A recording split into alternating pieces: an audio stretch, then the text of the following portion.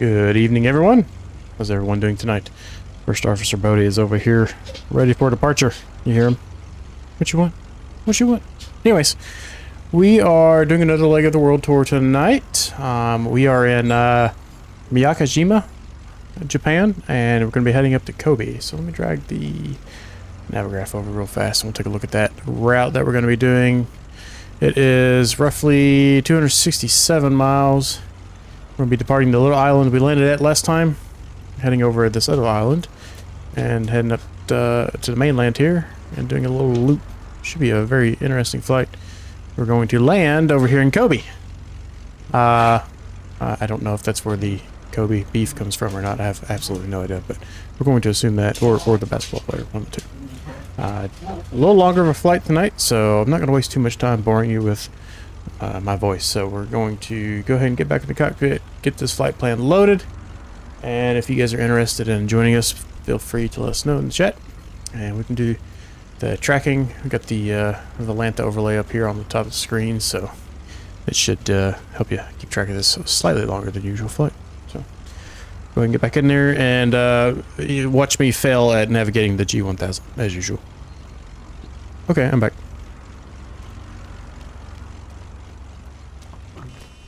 Oh, that's totally wrong. You won't fail at navigating.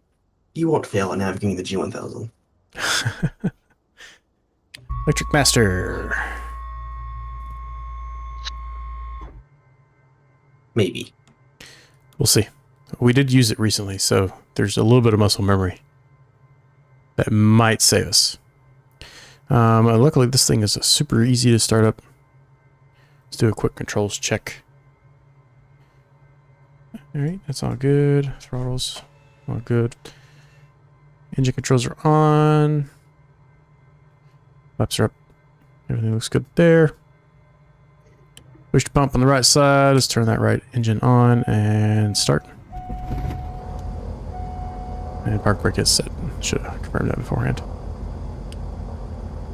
Position light. Let's go left engine on. Left fuel pump on. Start. No, this way. There we go. Start.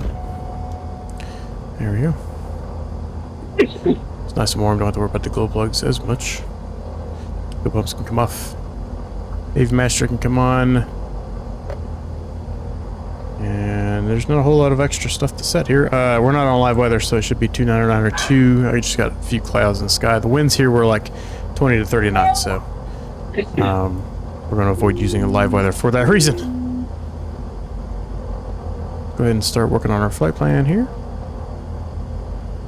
Origin. Whoops. And keyboard input. And RJTQ. TOS system test. Okay. Miyakejima. Enter. And runway. What did it give us earlier? I know it doesn't really matter with the calm weather here. But schedule 02, yeah.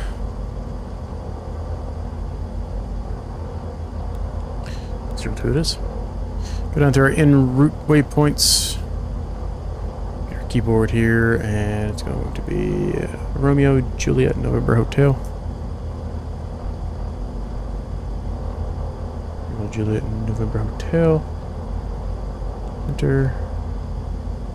Next waypoint is Romeo Juliet Golf Golf. Don't get too excited, Ron. Yeah. And on to Romeo Juliet November Alpha.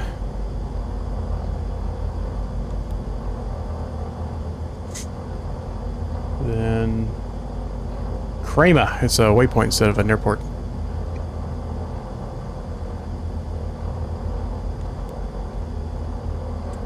RJOO is the next waypoint.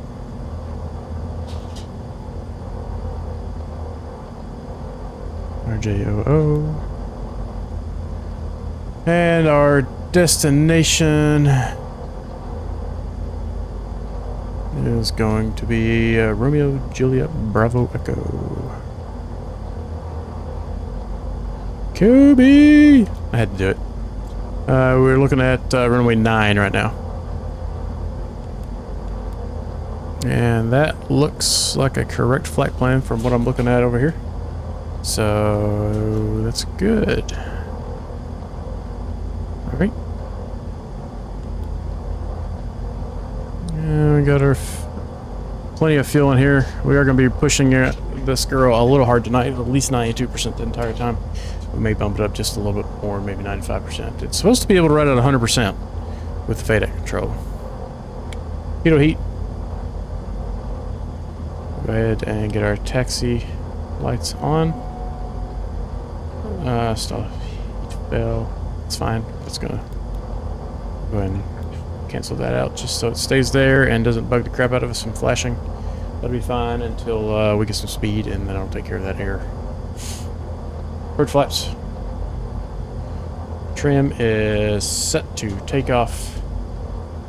And we've got about 4 minutes here, guys. How's everybody doing? No, I'm not good. I had to go out and do an update, so I'm good to go. All right. I'll head on out. Again, if you want to catch us at the next airport, that'll work too. Yeah, I'll see how it goes here. All right. The flight plan gave us 8,000 feet. We're going to start at. We'll go. Oop. I need to change it to hundreds. Go to the. Let's go 250. See how that works, because we're going to be over the water here, and it's not going to be much to see. Actually, since we are going to be over the water, we probably want to go a little higher. Let's go 450. 450. And departure is on runway 2, which is a runway heading of 23. And we're going to have to climb out of 90 knots, 9 or 0. Alright, pressure's good, temperature's coming up, we're almost to the green. I imagine once we get over to the runway, we'll be in pretty good shape. Although, I don't know if this thing will actually have an issue if you just start it up and start hammering on those engines. Though being FADEC control, it may not be such a big deal. It is not. You would know. Yeah. Yes. I'm not going to deny that one. Anybody taking bets on that? Oh, come on. Poor Dev. Now we're going to go into... I'm going to put Doug on you. You keep acting up now. I'm going to heading mode. To be fair, I'm annoying enough, I get it. What is the button for FLC? This localizer, this one? I don't know, that just changes. I don't know what FLC is. I'm going to have to look up that little infographic again and figure that out. We're just going to put it in FLC mode on the ground here. Set the 90 knots, which is good for our climb out speed. And let's put those toe brakes in. Release parking brakes. Get a little juice. Brake check. Brakes work.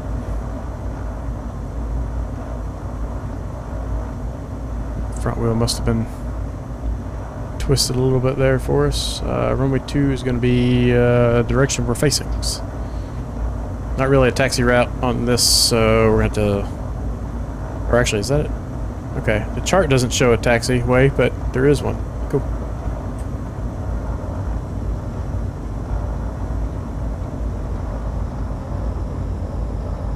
I don't know if it's true to life. It's kind of skinny.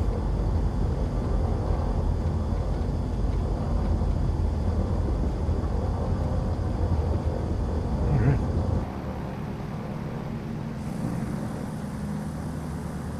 Ron, Dev, and Kyle are up there. Yeah, this is more like a sidewalk. Watch out for the pedestrians. Turn them to ground meat.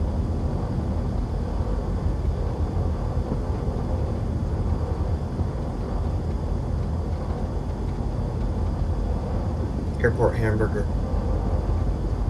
It's a new definition of $100 hamburger. Actually, that might be a $10,000 hamburger. Those Yeah. props aren't cheap. And a jail sentence. Well, I mean, if the guy walks out in front of you, it's kind kind of his fault at that point, so I don't see a place to taxi, so we're going to take this little sidewalk right here.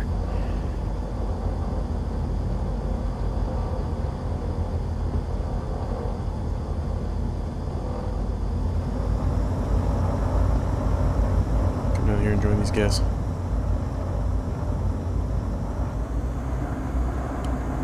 Get all our lights on since we're on the runway here. Alright. One of you guys can go ahead. So Kyle is number 1, Dev is number 2, and Ron is number 4 behind me. No, I'm behind you. Yep. Ken is probably going to catch us at the next airport there. Yeah.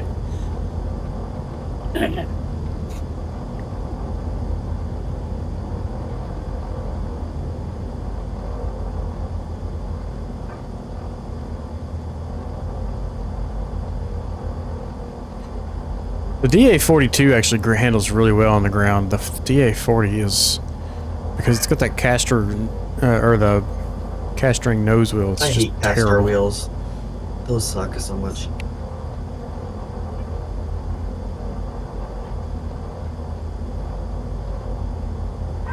Alright, Dev is airborne. Let's go toe brakes. Bring it up to about 50% power, just check it.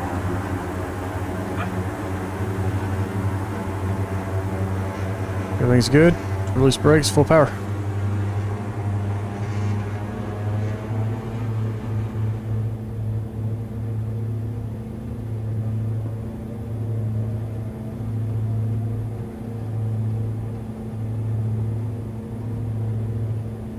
And rotate.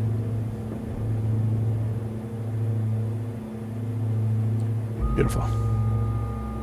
Pause the rate, gear it. What's the result for tonight? It's going to vary a little bit. We'll see once we get over the mainland there. SimBrief gave me 8,000. Eddie was mentioning a couple different elevations, but we'll see how it goes. And we're 500 feet. Let's go flaps up. Oh, this thing's such a dream to fly on a nice smooth day.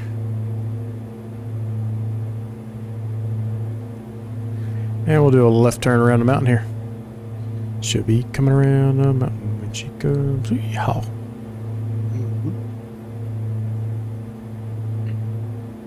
This is actually the volcano that I was flying around inside of when we got here. I remember that.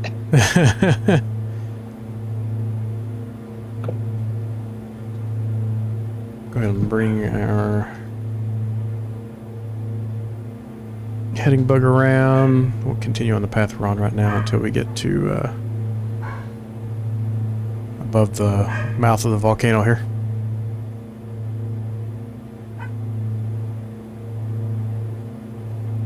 Alright, everything's in the green, got plenty of fuel. Do a slight left turn here.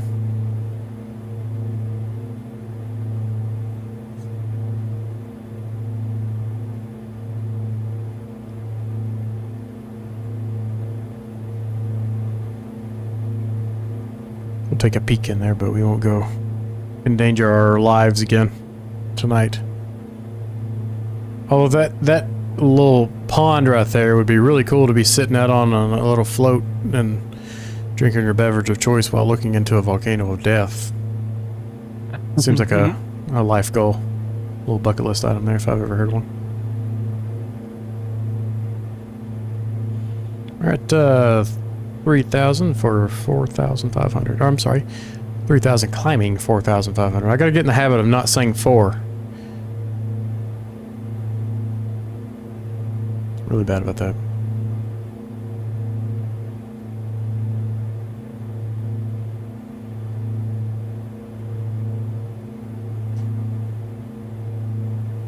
What is the topic of discussion tonight? I'm about to go figure that out. Once we get the cruise here, I'll start finding us one. When Eddie's back, we've got a good one with him. It requires Eddie.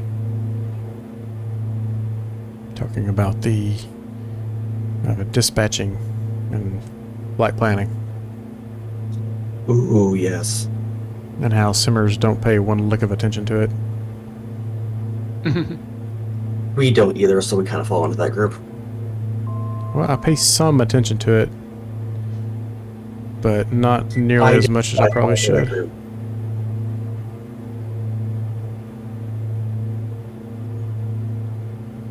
Alright, there's 4,500. Let's go autopilot 1. I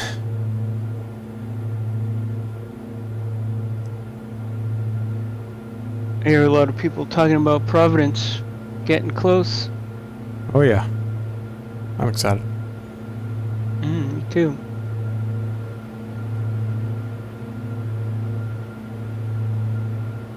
Go ahead and heading bug towards you guys down this way so we don't waste too much time.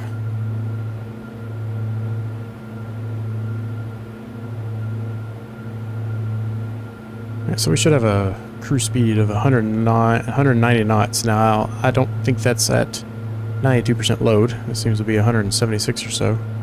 So we're going to leave it at 100% load and see what she does. These engines are rated to run at 100% with them being FADEC controlled. But that's going to burn a lot more fuel than we're used to. About 4 extra gallons there. It's fine. We're stopping in the airport every time, so there's always places to. Oh yeah, I'm not fuel worried up. about the having to pay for fuel because Dev's got his credit card for that. Yep. But It's all gone now.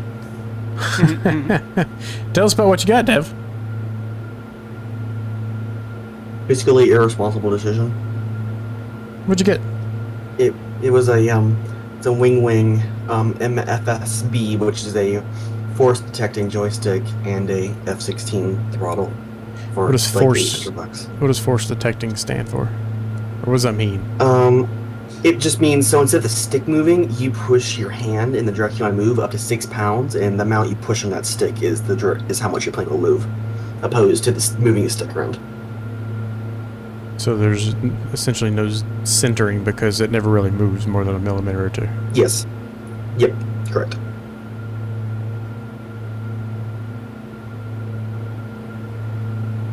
Which is used in planes like the F-16 and F-22. You know, why did you go that route over a force feedback? I cannot get a force feedback stick and a throttle at the same time, and I needed both. I really only needed the throttle, but I couldn't get the force feedback and the throttle. Gotcha. Too expensive. I've never used one of those just pressure sensing sticks. Now the I also Mozo tried will all simulate three. it. Yeah, I tried all three, and I was like, the force feedback's cool, but I just don't know how much I'd use it. I did some pattern work in the DA40. You would use it a lot when you had you flying helicopters or DCS, different aircrafts into just DCS. That's Airliners, Airbus. Versus, you get the Airbus, which is a very consistent kind of setup. It always feels the same for every aircraft. Yep. And then right now, it's nice having it when we're flying GA because I can actually feel the flaps, feel the wind, and all that stuff is pretty neat. Alright, I feel like there's a little bit of false advertising on my speed. I've got this thing cranking at 100%. Flaps are up.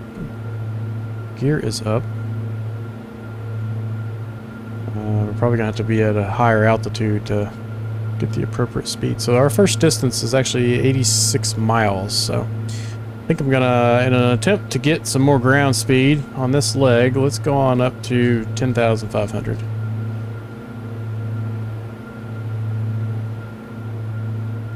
And we'll do flight level change.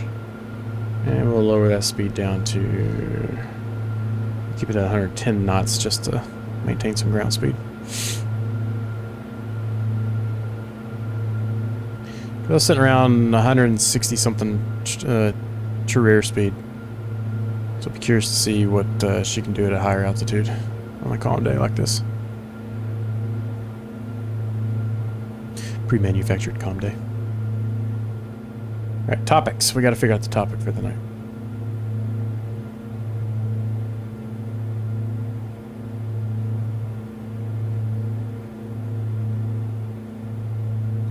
You're ChatGPTing this, aren't you? Oh, absolutely. I already had the list from last time. I just gotta pull it from history.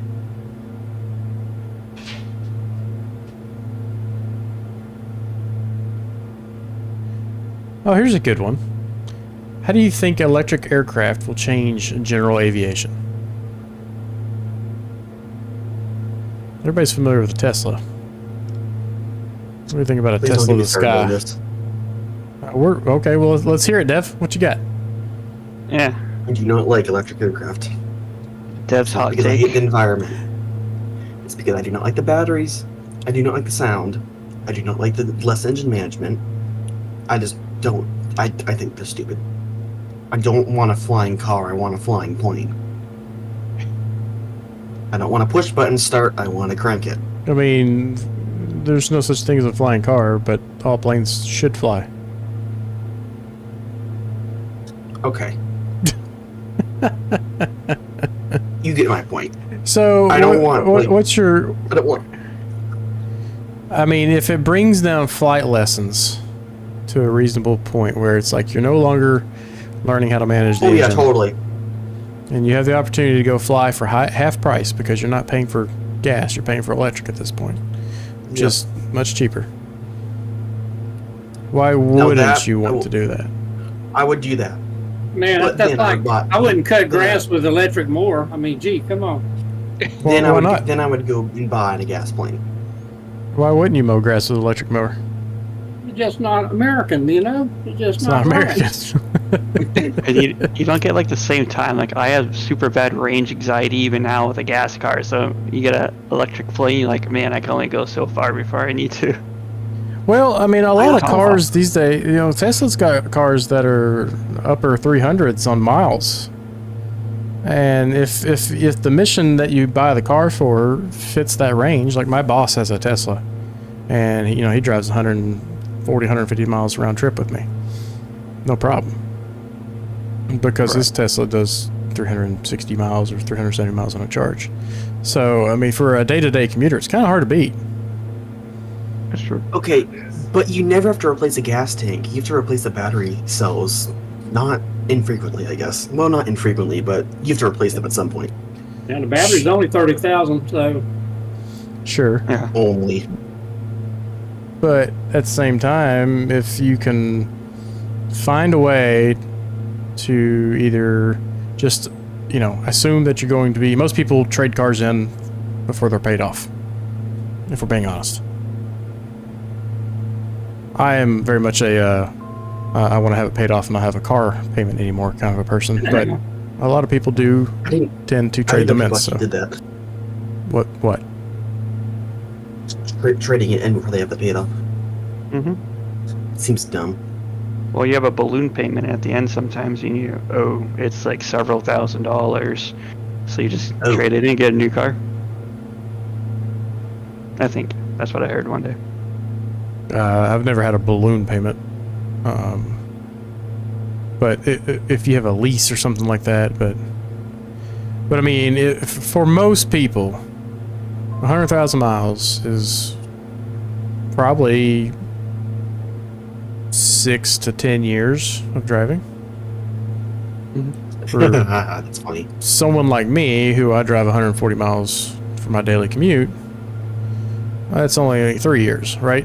So if your battery range, if you can get 200,000 miles out of a set of batteries, you're getting paid mileage for a work vehicle, the math starts mathing a little bit.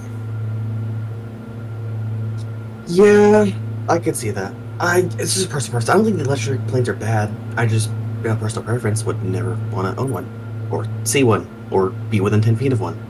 Oh, Pipistrel, I think, makes one. Okay, that's kind of cool. The Vitus or something, or Veers. But at the same time, batteries weigh a lot, so you're gonna have to you know, kind of, that's why they're all like at the bottom of electric cars for like the center of gravity. So you're gonna have to figure out what size battery you need, and that's gonna determine how far you can that's go. gonna, Because and that would just significantly decrease your MTOW as well. right, and Airbus I think was looking at it, but or was it hydrogen? I think it's battery, and like the size of the batteries are gonna far outweigh, you know, how many people they could carry, so they would take a hit on, you know, cost per seat with less people. And also, just think about it. All the electric plane concepts are so incredibly stupid looking. It's like most electric cars. They don't look great. I'm not a huge fan of most of them. Can we not just have, you know what? If they could make the battery issue not a really big issue, and then just put it in an existing plane chassis, it looks like an actual plane, not something that looks like it should be flying out from space, then that'd be great. Well, what about And I'd this? be all fine for it. What about a hybrid? So you have battery on I departure would be down for and that. climb out, and as an additional go-around energy source, and it I would be good charges with that. charges at cruise. Because I have a Camry hybrid, and I get 50 to 52 miles per gallon normally. This time of year in this warmer weather, but not hot yet weather, it's easy for me to get over 50 miles per gallon. So, I a would normal totally be down for a hybrid. normal Camry with the same engine is in the, you know, it gets about 7-8 miles per gallon more than that. So now, I would, does it weigh more? Sure, but if you can, it's not as bad. it might give you a little better performance to cruise. You know, your takeoff performance is going to be better, so you could possibly do shorter runways, less engine wear. I mean, there's some possibilities there. I would totally be down for that if they did not somehow manage to make that look stupid as well. Well, there's a plane in game that has 2 electric engines, and then it has 2 turboprops on it. Yeah, it really looks stupid though. Again, back to my point. It looks really ugly. Hey, it's just a quad engine. Just 2 smaller ones on the end, but that is kind of weird. Sits in the sun. Yeah. It's electrical. It's I think it's electric. It's something. You'll see it when you see it. It looks like a DH something. DH7 with 2 extra engines added to it. Gotcha. Yeah, I think instead of going all electric, I think they need to look at hybrid options. Or just more sustainable gas. Yeah. I mean, it's if they can come up with some sort of sustainable diesel that, you know, is 100% renewable per se, then I think that's obviously going to be the winner. If we can rely on the sun to grow the crops to make the diesel kind of thing. But at the same time, that also eats into farmland for other purposes, and with the growing population of the world, who knows? The other issue I have with is batteries are a lot more explosive than I think the gasoline in the planes are. Well, yeah, I That's mean, what's scary. it's not so much that they're explosive. They're not just going to go boom. But once a battery fire but starts, there's- it's not going out. No, and they're also susceptible to ballooning, which is terrifying. To ballooning? Is that what you said?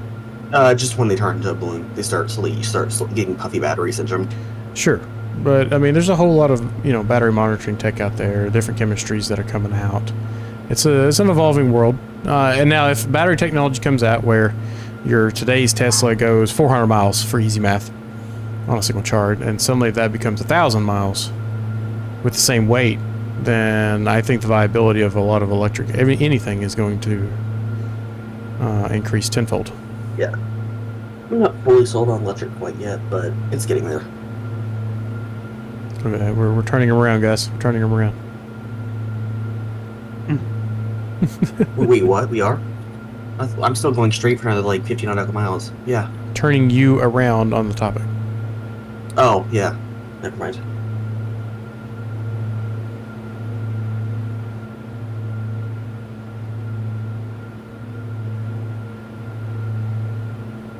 This is going to be the most boring part of the leg here. Or flight, this leg specifically. But we'll be, once we get closer to the mainland, we'll start descending and get a little lower so we can enjoy the views. We're just going for fuel economy right now. And speed. Alright, I have a question. What's that? Favorite non-flight sim game?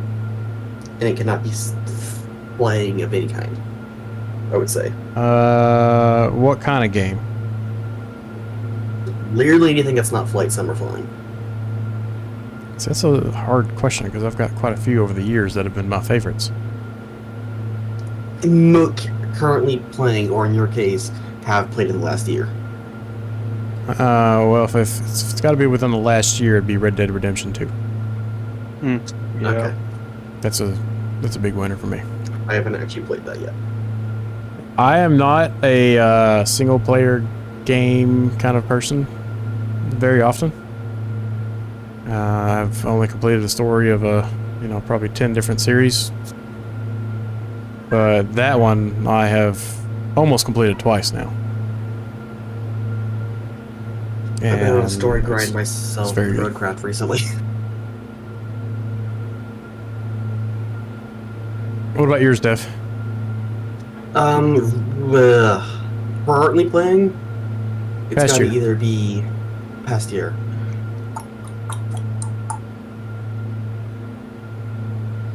Let me look at my Steam library. What has the most hours? That's Flight Sim by far, but hold on.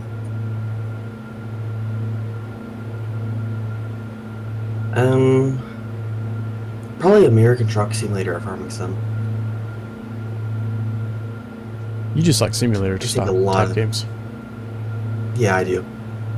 Although I've been I've been playing Roadcraft, which is a story-based game. I played SnowRunner, which is another story-based kind of game. I do some of that stuff.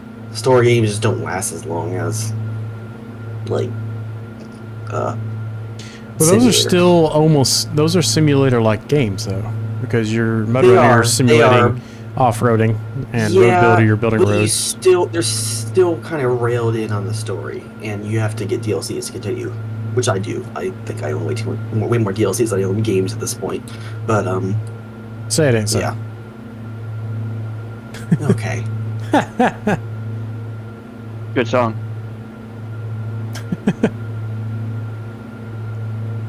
What about you, Kyle? Ooh, I used. Probably all Look like at the you like the- add-on stuff for Skyrim. Ooh, that's a good one. Yeah. I have Skyrim. I have not completed it, but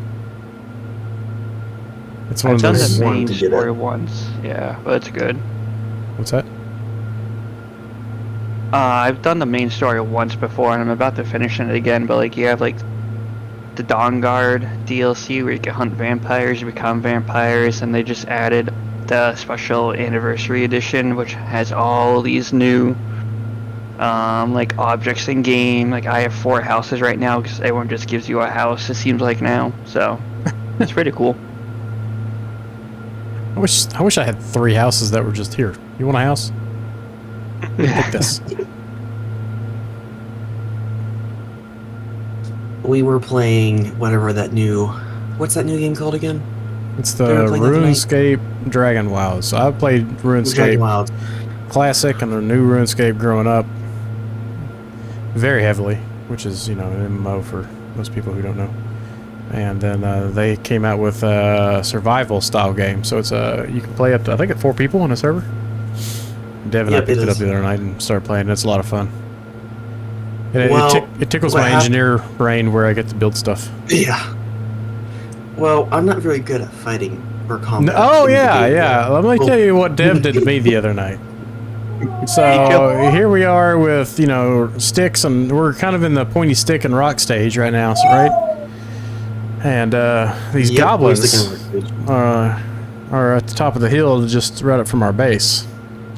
Well, I get swarmed by a What bunch was of our base? goblins. Yeah, what was the base? I get swarmed by a bunch of goblins, and I'm screaming for help. running around trying to fight them off and everything. Because me, I like to get in the fights, right? I'm playing the game for the adventure, Dev, the adventure. And I turn around, and Dev is standing in the window of the house. He's inside as I'm screaming for help. I'm Watching you "Dev, burn. get help me. Like these things are swarming me. Let's see, how many miles we gotta go? 42. I'll start descending at 30 miles out.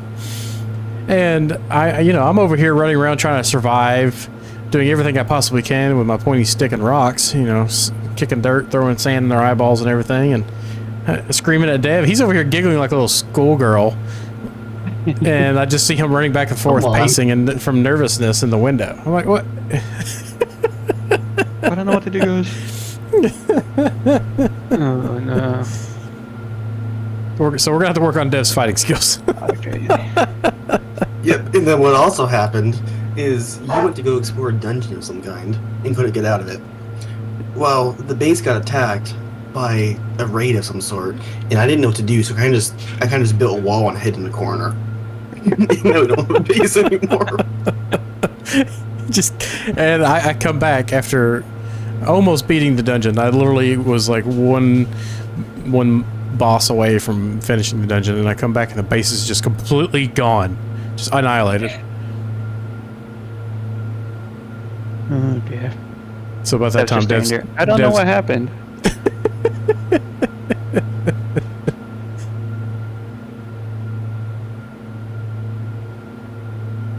So yeah, long story short, we're gonna have to work on Dev's fighting skills. Yep.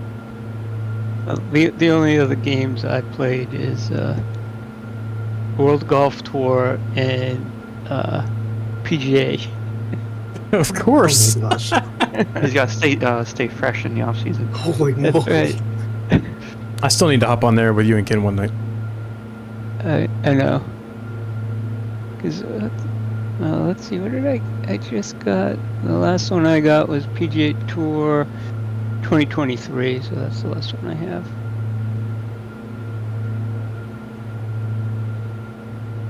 Isn't one of them free to play, or is it you have to get the game? World Golf Tour is free. Yes. Okay. How well done are those golf games? They're pretty good. Enough to scratch the They're itch? pretty. Yeah. I mean, it's fun. I mean, I wish I could play like my character. That would be amazing. But it's you can do a lot of stuff with it. Hang on a second, guys. Kyle, how are you already at the airport? I I was just a little passed him. slow. Oh, I was Yeah, about to say I just you guys passed are- them in the air. There's no way. Yeah, you guys blew me out of the water. I didn't want to be that guy. I've got this thing running 100% right now. I was redlining and I was like 138.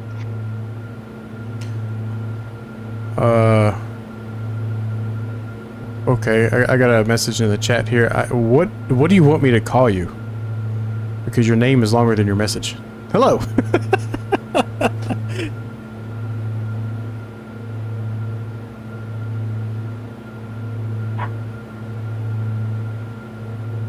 That is quite a name. Julia, Raquel, Anna, Lourdes, Maria, Da Fonseca, Braganza. I'm probably been saying something horrible in a different language and being trolled, but I probably pronounced it wrong anyways. Sure you butchered that. I am 99% sure I butchered that. I am 31 miles out, so let's go ahead and start our descent down to 2,500, and we'll do an FLC of 160.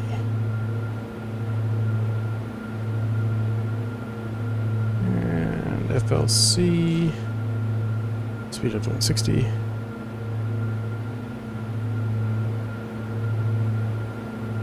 Down she goes.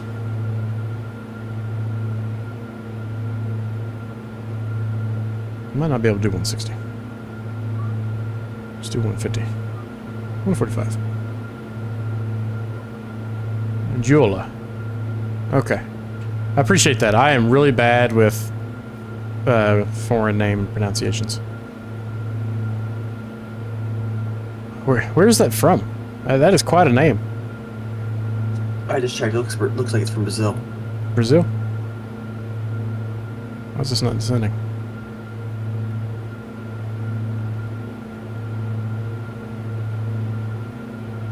Oh. It's because I need to make it faster. Duh. Portugal. Oh. Welcome. Or just pull your throttle back. Well, I'm trying to keep the speed up.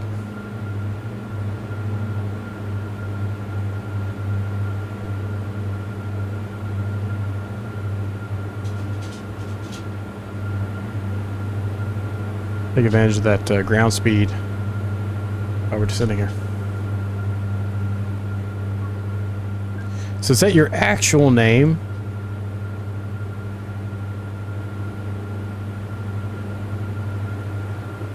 Because that would be very unique. Yeah, I'd be jealous. I'd be jealous until I had to sign my full name on something. That too. Alright, blow 10, landing lights on.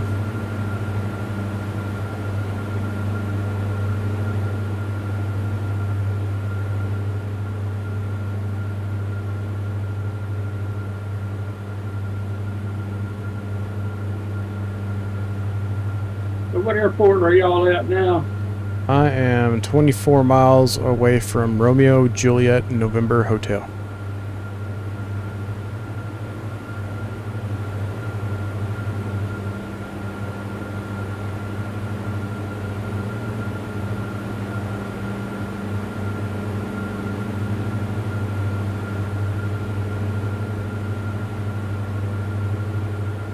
And we can do a straight in touch and go in this airport if you guys like.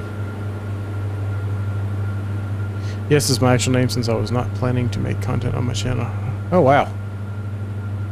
Is that like family members, all the different names? And is that normal in Portugal to have such a long name? I'm always intrigued when you know, people from different parts of the world hop on the channel and I can kind of get a little bit of their culture. Yeah, it's really neat.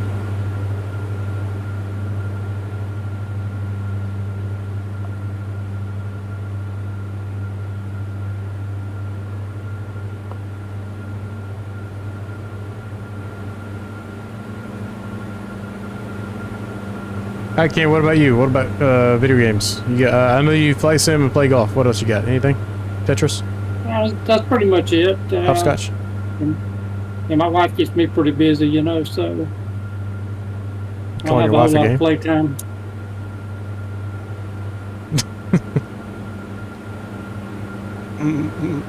She's pretty mean. All right. Anybody have any other questions before I find us another one?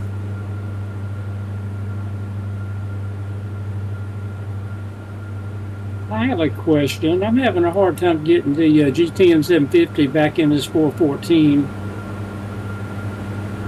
What am I Do doing you wrong? have the community package installed? Yeah, what? Do you have the package installed in your 2024 community folder? I do? It's livery based, so make sure you're selecting the PMS 50, assuming that's the one you use. It is, on livery. It's the PMS 50. And it should just work. Yeah, I even tried to reload it and it didn't work, so We can take a look at that later. it is in the community folder though.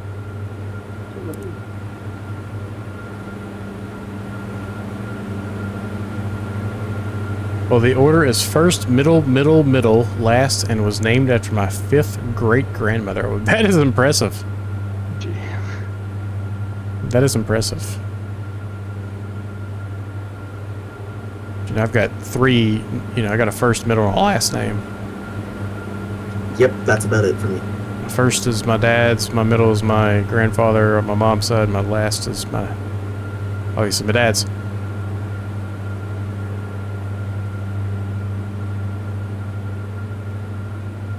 Which just so happens to be exactly the same as my dad.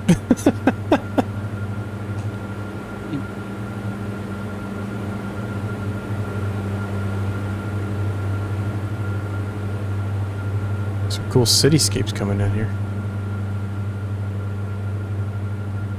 I might have to blow out my WGS folder. Okay. Are you making a cartridge game reference there? What's that? I don't want to talk to you, Dev.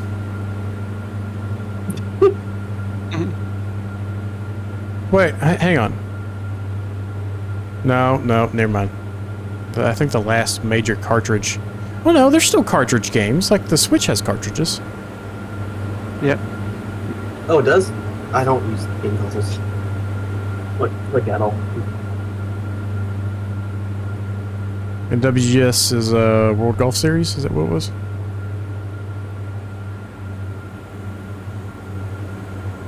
Alright, we are going to start slowing down here. Let's pull some throttle back and pull some power back.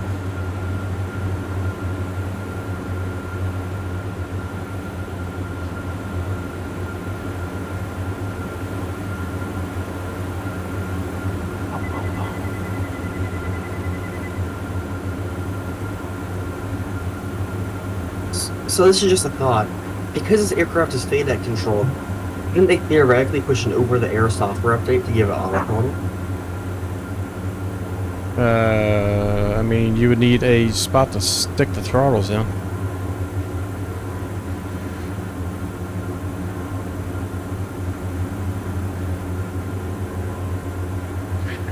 Nez says I don't think ads should be allowed during live stream. Mm-hmm. I mean, technically I could turn them off, I guess.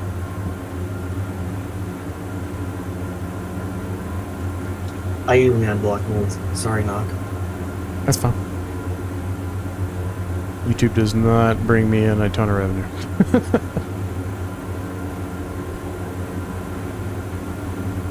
I was bringing in a little bit of money a month whenever I had time for more video creation. Alright, we're going to lower the gear just to help with our descent right here.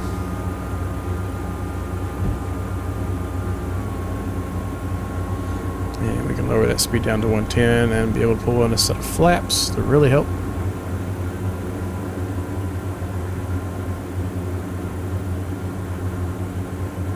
And speed check. 110. Flaps on.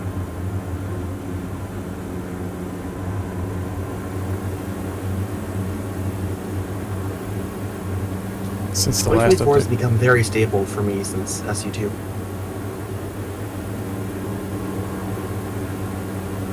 Try to get people to click like on your stream. It'll bring more views. Yeah, we do try to. I should be that doing done. that. Okay, done. Thank you. Yeah, if everybody could hit the like button, that'd be super helpful.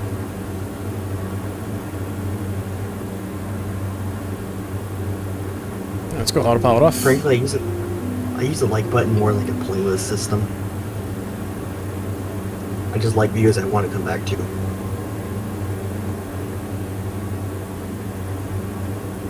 Yeah, 24 has been rock solid, minus that one CTD I've had right after I installed it. And that may have been fixed with a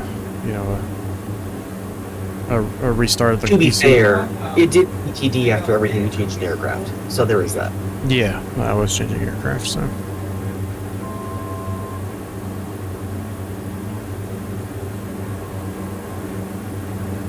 Yeah, Nez, if you don't mind going over to the Twitch channel and hopping on there as a viewer, just if you've got another monitor, I don't know if are you still in the hospital?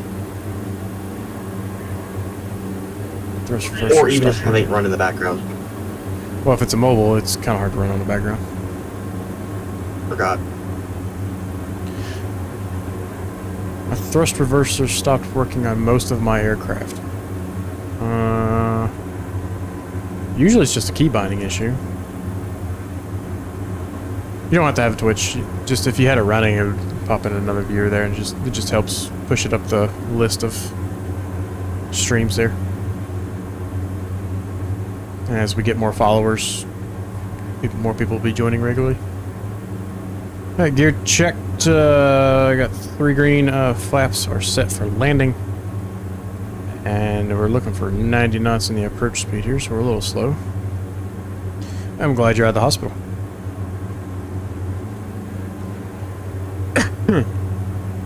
Tried to set my bindings again, no joy. Yeah, the bindings are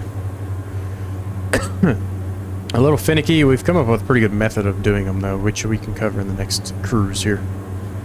Hey, are we full stopping or are we touch and going? Touch and go. I got plenty of fuel. Ken, did you get all set up down here? Oh, no, it didn't work. I'm going to 2020, and I'm curious to see if it's going to work in 2020. Oh, okay. How was that last time we talked? Oh, okay. Sorry. My days run together.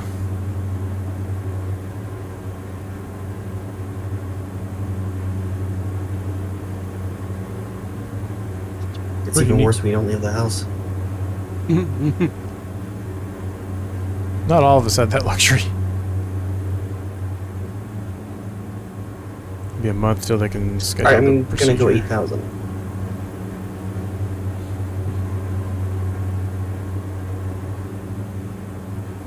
Leave the house today. We're having a northeaster up here. Rain, wind. Ugh. I had to turn the heat back on today in the house. It's It ridiculous. is in the 60s here. A little high still, but And we just got it. Just hit 50, I think. Right now it's 47. Alright, I'm gonna climb to 10,000, assume it's a safe altitude, and just sit here because we're gonna go get ice cream. I'll be back in a little bit. You gonna share with us? Unfortunately, no. ooh, that was buttery. Alright, flaps to approach. Throttles to full.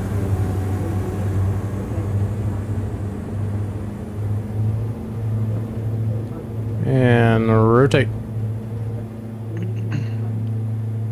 Pause the rig, gear up. Go back into GPS. Nav mode. GPS mode. And then FLC. 90 knots. Yeah, approach flaps set. Gear is up.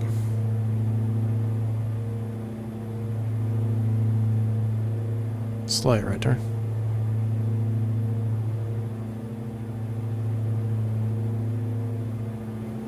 It's such a joy to fly this thing when the weather's calm. It hand flies so well. Alright, next leg is 43.5 miles away, so let's go on up to, we'll stay at 250 here. Just enjoy some scenery.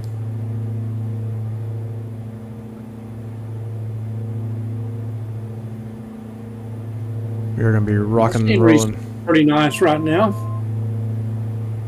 And let's go flaps up.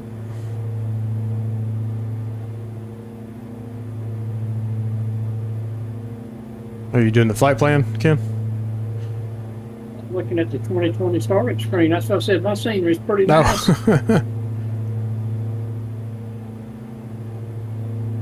And we'll go autopilot once we get to cruiser. Did y'all hear about that corporate jet crash this morning in San Diego? Yeah. No, I did not. Yeah, some kind of type of citation. I'm not sure which. 550. Was it 550? Yeah. Yeah. Went into Montgomery Field there, below minimums, and he was on the approach, but come up short for some reason. They can't figure that out. Oh, man. Yeah, right in the middle of a residential area for the naval station housing. How many people passed? Well, no, nobody on the ground, but I believe was there 2 or 3 on the airplane, Kyle? I think. Yeah, I think there's at least 3. Yeah. So it actually clipped the corner of one house. It looked like most of the wreckage disintegrated, going right down the street between the houses. Of course, fire erupted, and the street was sloped downhill, and the fuel was running down the curb there, burning and catching cars on fire as it went. So, No, jeez. and the parts from the airplane disintegrating hit some of the other houses, causing some fires. It was a pretty chaotic scene for a while. Holy crap. Yeah. Nez says his days run together. When he wakes up, he never knows what day it is. Yeah, I can imagine so. Same way I've been running my heat. Meds make me cold. Yeah, those blood thinners. When I was on those blood thinners for a while, oh my god, I was so cold. I've been so cold in my life. Hands and feet, everything. I was running around with a heated vest and sweatpants on a sweatshirt and everything. It was crazy. I've always ran hot. I've never been one to be cold. Kind of like my car.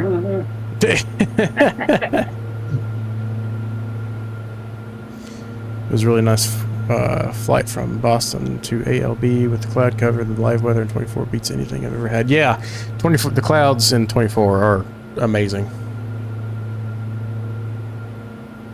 They're not perfect still, but if they keep improving them, we'll be on to something. And Julia says just completed his 12-month deployment in the Portuguese Navy. Where'd you go?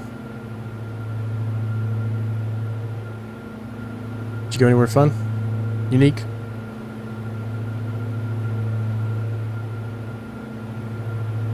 I've got a few Navy friends who've told me some very interesting stories of their time in the Navy. Ukraine? Oh, wait, they said that. So sweatpants. Yeah. Yeah, I could have had it 72 in the house and I'd still be just freezing.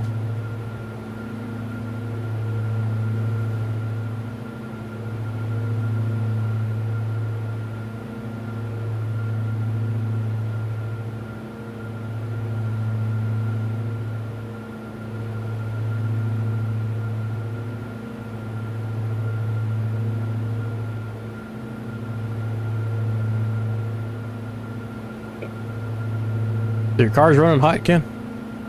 No, No. I'm just cutting up.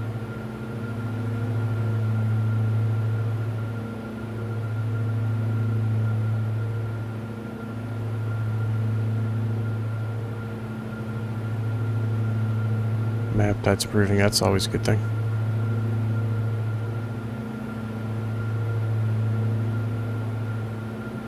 There was sometimes when I was having AFib issues that I wouldn't even feel like eating because it just felt so bad. So I understand that.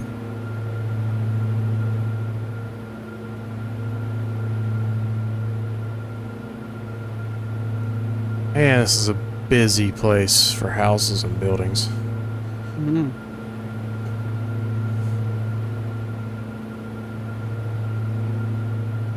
I have to get more onions. I did this viral onion cheese chips thing and put them on burgers. You talking about where they slice them and then put cheese on it and throw it in the oven or throw it on a flat top or something? Because I did that one night too because of some video that I saw. I was like, you know what, that would be good on a smash burger. It was.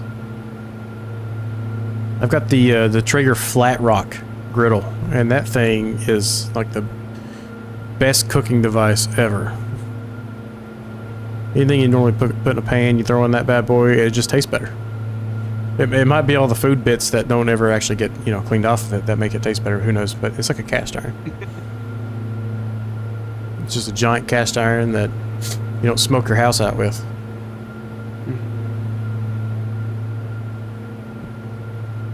I cooked some eggs last Sunday in a cast iron pan that I cooked steak and sausages in a couple nights prior. Best eggs ever. Oh yeah, yeah. This thing it's seasoned perfectly now. Yeah. And like a fried egg, you can throw a fried egg on there with just a touch of some sort of grease, butter usually. It doesn't need much, just enough to, you know, add a little shine to the surface. And it is the most non-stick thing I've ever used in my life. Even more so than my cast irons, which I've been cooking on for, 10 years or something.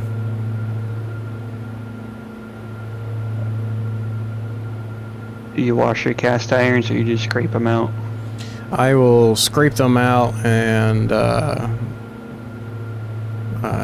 I've got one of those little brushes. So I'll put hot water in them, brush them out, get off the bits and things, and then I will throw the hot water in the pan onto the stovetop and get it to a boil to kind of sanitize it, dry it, and then recoat it in oil. Okay. It's my usual methods. Done the onion cheese thing with the beef in a pan. I do it all the time. Best sliders ever. Oh yeah. I haven't had a like a pub-sized burger ever since I've got this the griddle, because smash burgers, despite the fact that it's a super thin patty, come out the juiciest because you're cooking them so fast and so hot. The edges get crispy, which is like the best part, and then the center just stays super juicy. They don't dry out like a normal half-inch burger would.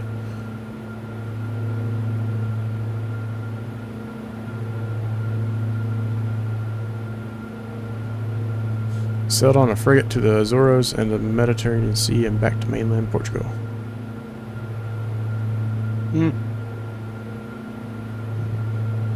Did that take 12 months, or did you guys kind of hang out there in certain areas for a while? That's exactly how I like them. Oh yeah, it's so good.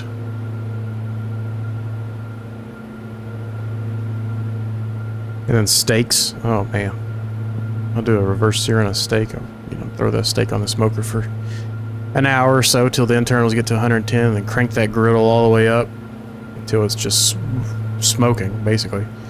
Throw a steak on there. Oh, And it sounds like the Galloping Gourmet. Am I on the wrong channel? Just need a little chef's kiss. Y'all are not old enough to know who that is, I'm sure.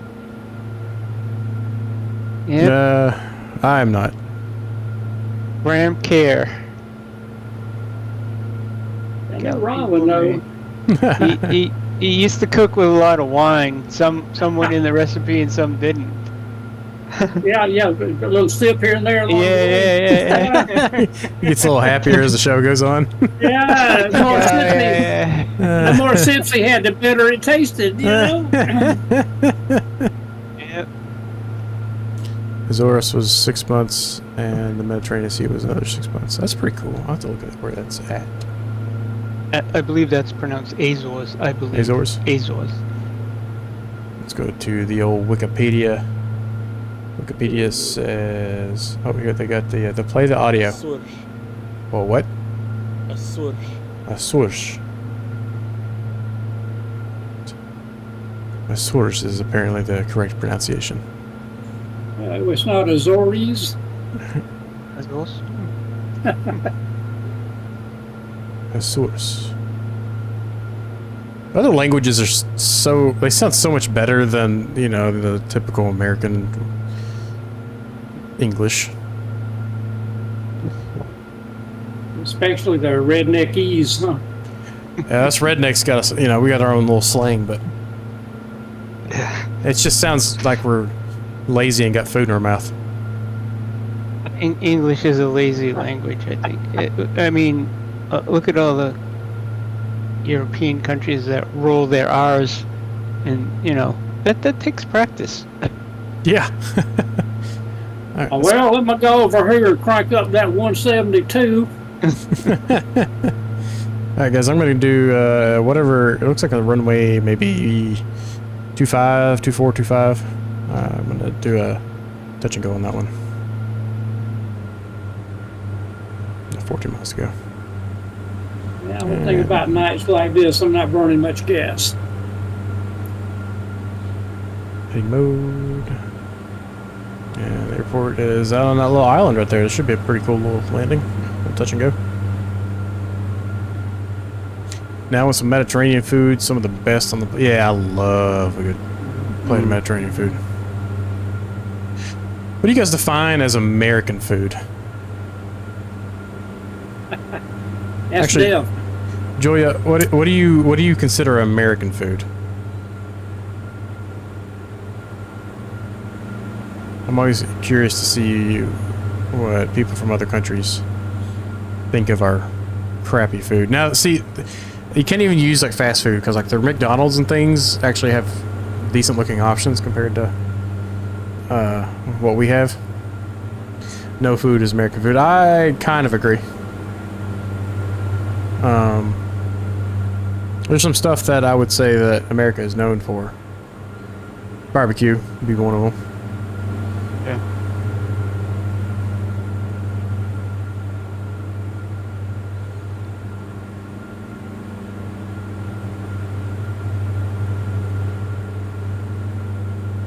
And then steakhouses. I mean, you get the New York Strip. The cut of meat was named because of all the steakhouses that popped up in New York a long time ago.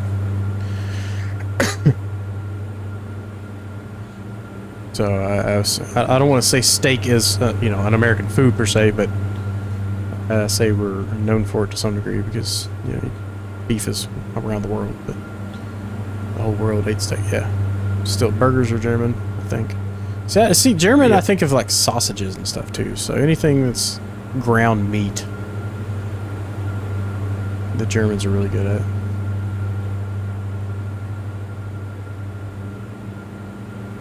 I'd also be curious if other countries use like different cuts, like, you know, a prime rib or a ribeye or a New York strip. Are they cutting the same pieces out of the cow and eating them as we are, or is there some slight variations?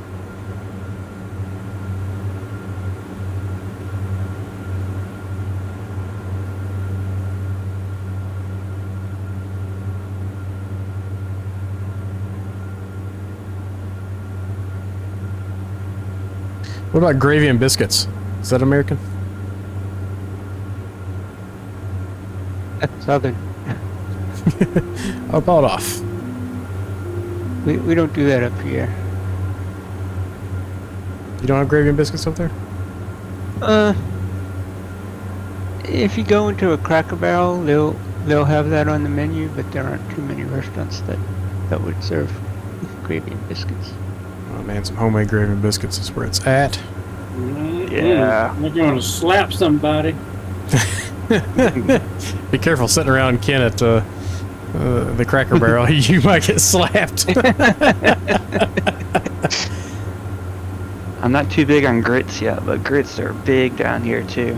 Oh, They gotta have a whole bunch of cheese in them for me to like them. Yeah.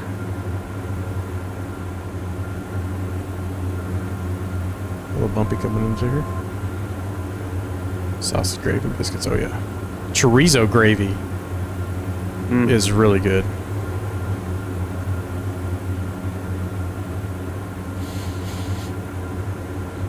Color's a little weird first time you eat it, but get past that orangey kind of gravy, then you're in good shape. I think I was in Myrtle Beach and went to a chicken place and they gave us biscuits and we put, they gave us honey with it, so we put honey on the biscuits. That was pretty good. That's good too. Honey butter. I had never done that before. How about syrup? Oh no, that's interesting too. Oh, that's good. Yeah. Yeah. This Like was maple This syrup? was something. Oh man. Some good maple syrup is hard to beat too. Oh yeah. Sop that stuff up. That's a southern term also. Mm-hmm. What? All right, landing gear down. My favorite thing down here is when like a sweet southern lady calls you baby or sugar. You're like, yes, I've made it in life. The Northerners got to be careful because they come down there and be like, "She flirting with me?" Yeah. So I tell my fiance, I was like, hey, you got some competition. You better be slapping They those just- ladies off me. Every time I go into a restaurant, they're calling me babe. They're just looking for a big tip. Yeah. They Yeah. just suck buttering you up. Mm-hmm. How'd you do their biscuits? Mmm. That Southern hospitality. Yeah. Then you go up to New York and they yell at you. You're like, what the heck's wrong with you, man? Get out of my restaurant. You come in here, you eat my pepperoni, and you don't like that? Get out of here! That's a pretty good example. I like that accent. There's What do you think, a Ron? That's pretty good. New York pizzeria place. The guys are from Brooklyn, just down the road from me. That was always interesting going in there when they first opened because they were trying to keep it all real authentic and everything about the attitudes and everything. So they'd yell at you and cuss you out. How accurate that is, I don't know, but it was fun. You know, they did it with a smile and a wink, but for us who are used to the southern pleasantries, it was a little jarring the first time I walked in there. I'm like, what? What's wrong with this guy? Things definitely move fast in New York, especially in the city. Oh, yeah. I was there with my son. I think he was like 12, and we're in Manhattan, and we go into a place for lunch, and you know, you can see you got workers in the line, and the line's pretty long, and we're moving along, and like my son was looking at the menu up on the wall, and the guy's looking at him, and I go, Joe, a little faster, hurry. It's a pizza place. Get some pizza. Just get your pepperoni and move, man. Come on. Yeah. Plain cheese, whatever you want, but just make up your mind. They got people behind here. These people have to go to work. We're on vacation, just hanging out.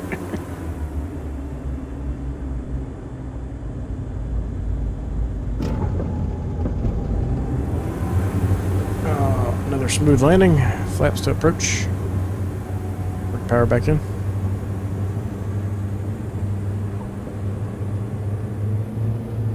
Full power. Rotate. How's the rate gear up?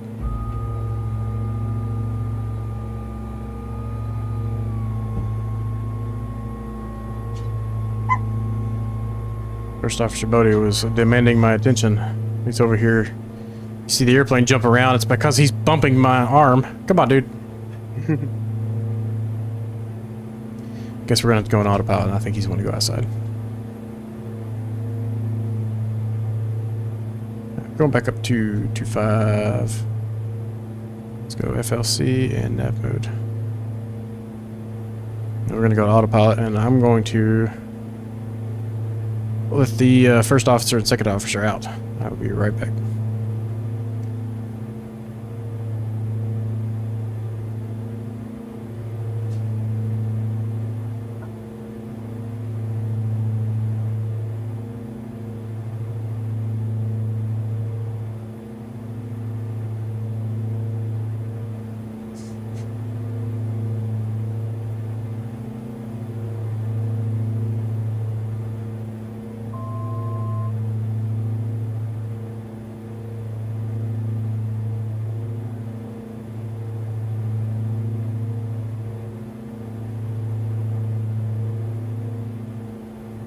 Okay, I'm back. I don't know if you guys have ever seen a fire missile, but I just witnessed one. He just went to go run the fence with the neighbor dogs. He jumped out of that back door before I even had it all the way open. I'm pretty sure he went to the window. Geez. And he was just, I don't think he touched the ground. I think he just hovered.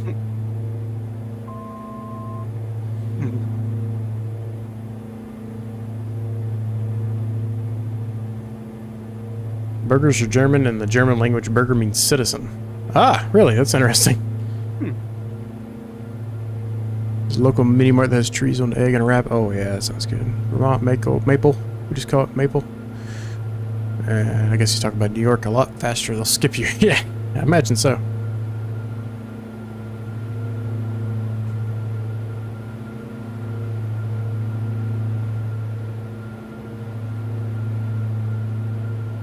I guess that is Dev, AFK again, at the next airport already.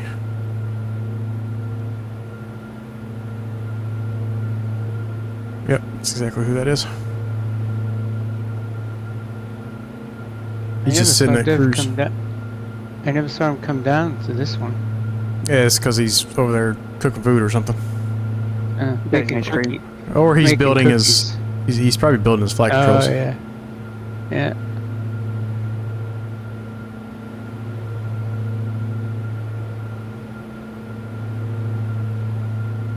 Pretty view right there.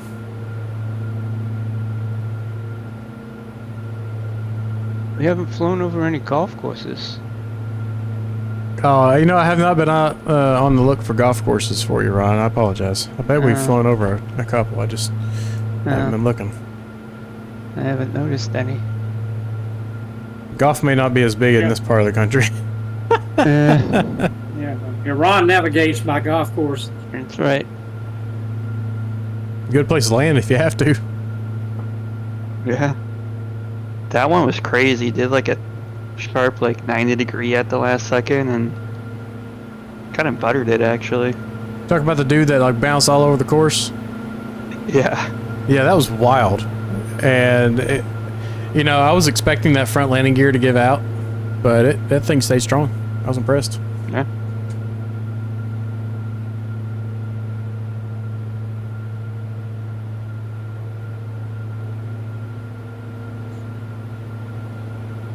I had a coworker who's a pilot. He's actually one of our other drone pilots at work. And he actually had to make an emergency landing on a golf course once. It was a 152 or 172. Just getting some cross-country hours in. And the guy that owned the plane was very bad at maintenance. Eesh. And he said he was cruising along, and next thing you know, the thing starts making a funny noise. He looks down. Everything looks okay. Sputters again. He looks back down. Engine's getting super hot. Oil pressure's dropping. He's like, uh-oh. Smoke starts rolling into the cockpit. So he, you know, opens the windows. Starts trying to figure out where he's going to land. Starts looking around and everything. He just happens to be by... it was either a driving range or a golf course. I don't remember. But comes on down. Lands it no problem. Airplane was perfectly fine. Oh, I think the nose wheel collapsed, actually. The last couple bumps, the nose wheel collapsed. And then there's a picture of him in the newspaper talking to somebody on a cell phone. And he called his wife, and this guy's a bit of a jokester, right? So he calls his wife, says, "Hey, honey, I'm gonna be a little late to dinner tonight. I had to land on a golf course." And she's like, "Oh, you know, come on, Dave. What are we talking about?" He's like, no, seriously, I had to land on a golf course. The engine quit on me. "Oh, quit joking. What time are you going to be home?" He's like, "No, seriously, turn on the news." And she turns on the news, and there he is. She's like, "Oh my God!" The golf course I play at nearby has airplane wreckage in the woods between like the 15th and the 17th, 16th, 17th hole. It's just a pile of rust right now. It must have happened a long time ago, but you can still see the remnants of the airplane or what's left of an airplane. Must have been a small one. I don't even know if it was a golf course at the time or, or what the deal was. I tried to Google it, but I couldn't find any information on it. What happened? Somebody that played there showed it to us, because you can't really see it unless you're looking for it, especially in the summertime, because it's all covered in leaves. But you know, when we golf near the end of the season, and the leaves are all gone, you can see a little clearer. But yeah, it's just a heap of rusted metal right now. Have you ever walked over and checked it out? No, it's kind of in a hard spot to walk to. It's just all overgrown and stuff.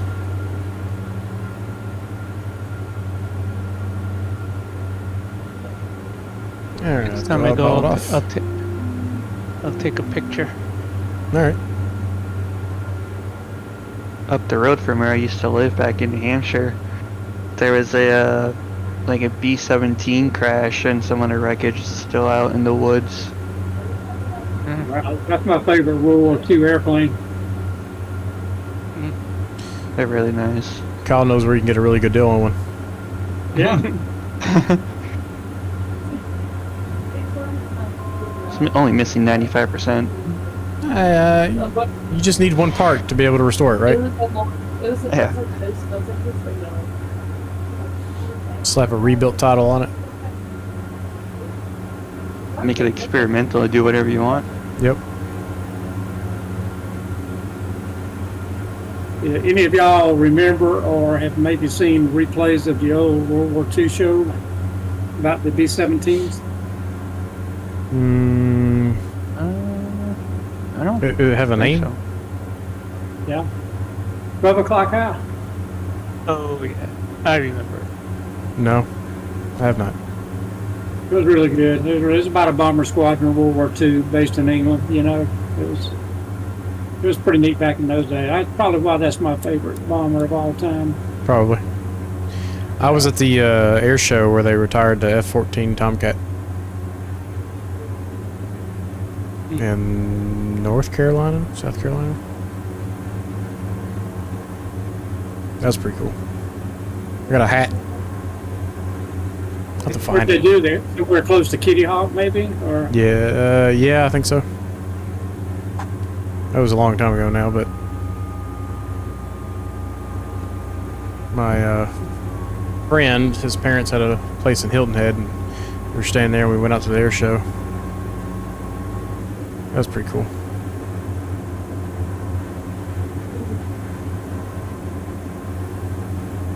I lied. It was a B-24, Mitchell. Ah, still pretty cool plane. B-20? Yeah, B-20. B-17 is a little sexier, I think, but that's just my Yeah. opinion. The like shiny metal, bare metal. Really nice. I have mixed opinions of the shiny bare metal.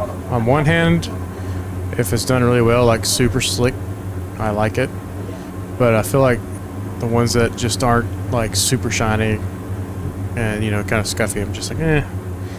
It just looks like you went to a junkyard and stripped the paint of an airplane.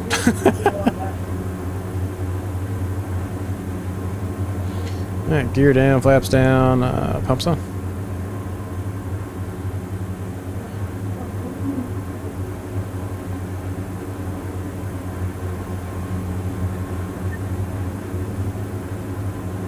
I need somebody to remind me to go get the WB Sim 152 because apparently this works in 24. And test it out after this because if that's a go, we're gonna be doing some 152 flights. And that I feel like we've been missing out on the fun of the 152. Yeah, show me how to do that. You just drag it in? I don't know yet. I don't know. I have to go look. Because we've got We had a lot of fun with that airplane. we've had a lot of fun with that airplane. I missed my little glare shield duck thing. Oh yeah, I miss my duck. It was like a badge of honor getting that duck. Well, Yeah. I was going to say, do you miss the duck on the dash or the duck in the tug? Yes. Ron remembers that. Rubber ducky, you're the one. Rubber ducky, yeah. you're the one. You- Make me We better not so sing. Your viewer happy. list Oh, will so go fun. down. I don't know. I don't think my wonderful singing voice is gonna trigger anything. Yes, there goes views. We better shut up. Oh, there goes all the viewers. Gear check, gear check. Get a copyright strike. Yeah.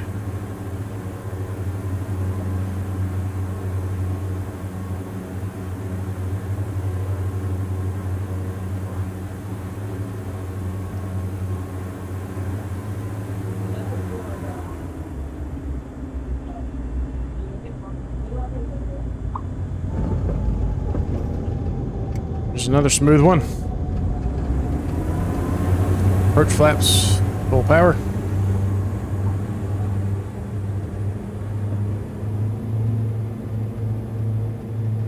And rotate. Positive brake here. And we're gonna do a quick left turn here.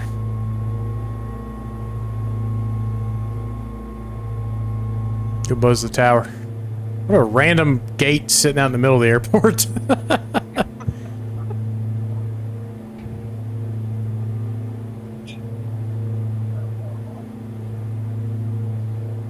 And go flaps up. Yeah, we got Bit of a longer leg here, so we'll take her up to 6,500.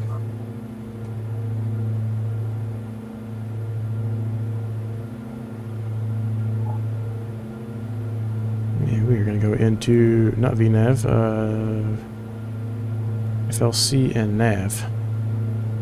And bring that down to 90 knots.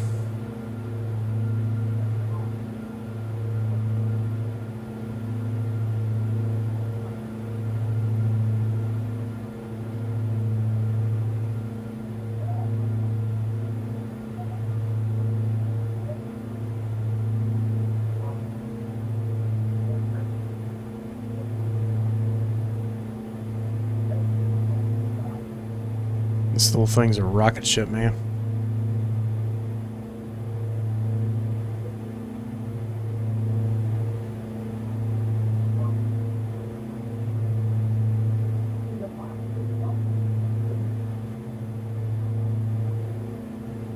Yeah, we'll go ahead and go autopilot. Let's get over these mountains ahead of us here and we'll be in good shape. Hey, these engines are holding up like a champ. Although the fuel usage is hilarious. We're about 2/3 of the way through the flight, and we may have to consider some fuel somewhere. I'm down to 12 gallons a tank.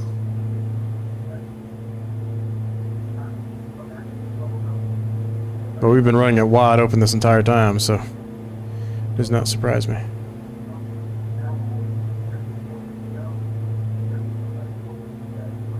Is that solar fields?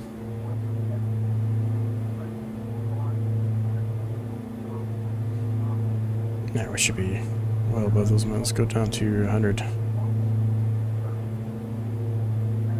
Yeah, we'll be fine.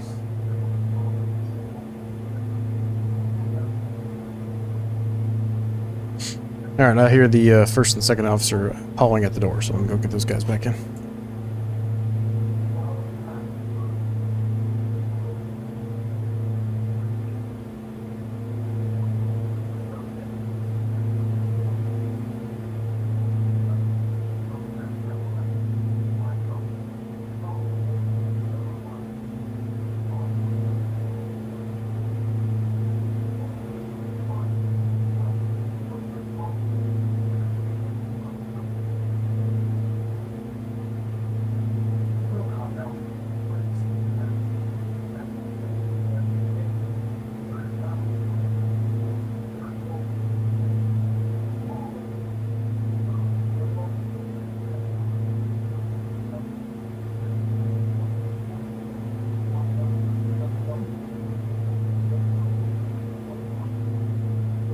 Okay, I'm back.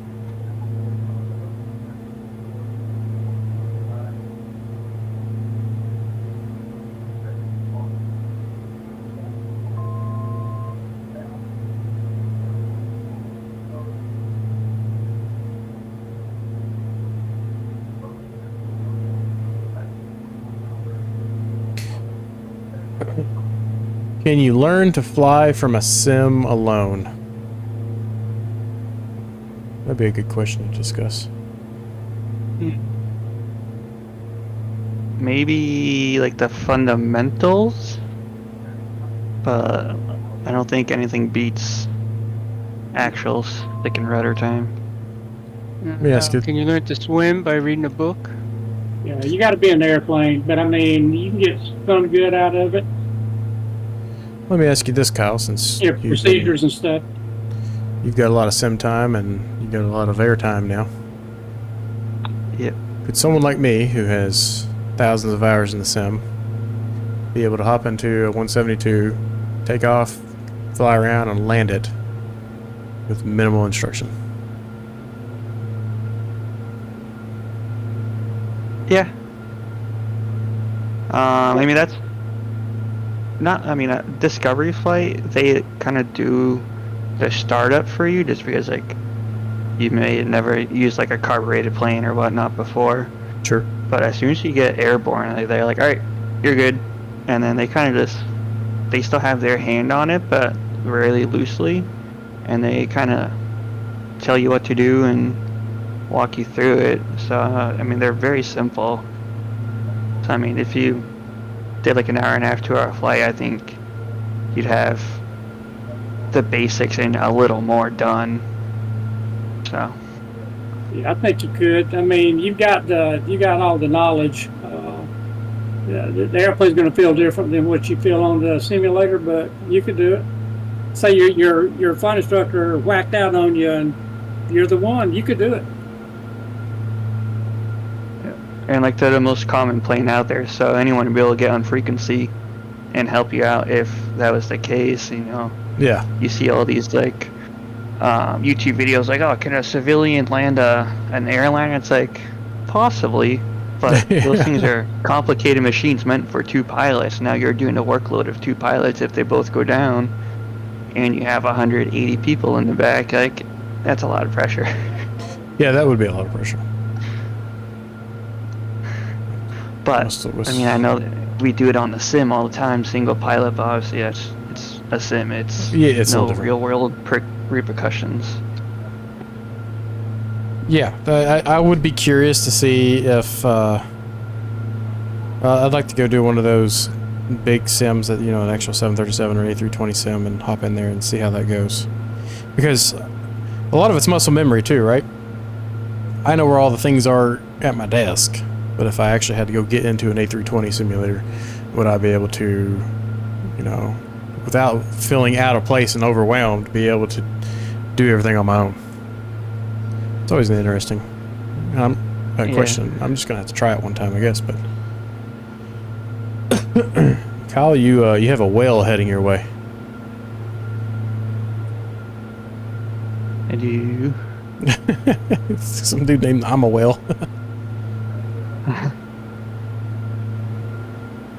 For some reason, I don't know what to do with my flight plan here, but it had me going to RJOO, then to KRAMA. Looks like I screwed something up there, so we're gonna go to KRAMA first, then RJOO.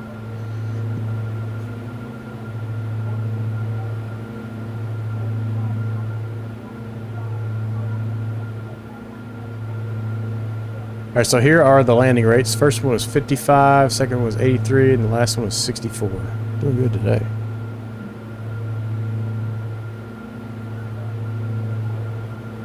And I'm going to hope that we have enough fuel. So here's my thoughts. So I will have the knowledge of you know, navigation, all the terminology, all that stuff. I'm going to have a pretty good amount of knowledge. So I'm not going to be spending a lot of mental capacity learning about those kinds of things, and I can focus more on actually flying the plane. Because obviously flying a sim versus a real thing is just 2 different things. So I'll be curious to see how quickly I adapt to an actual airplane when I start taking lessons, and how comfortable I'll get with just general navigation, and how fast that comes along. It's going to be a pretty interesting experience to see how well the sim translates to real world.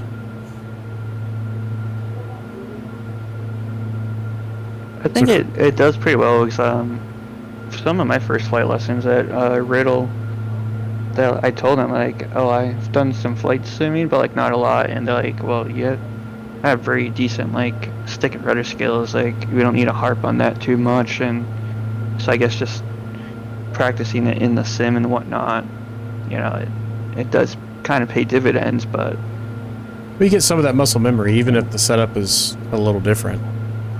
right. Especially with the rudders, you know, the rudders are the thing that probably throw a lot of people off. But I can say that I probably don't do coordinated turns extremely well in sim, because you can't feel it. And unless you're looking at it the entire time, you're not going to really know. Right. Because I'm sure you can feel that slipping if you're really out of whack. Yeah, seat of the pants. Yeah.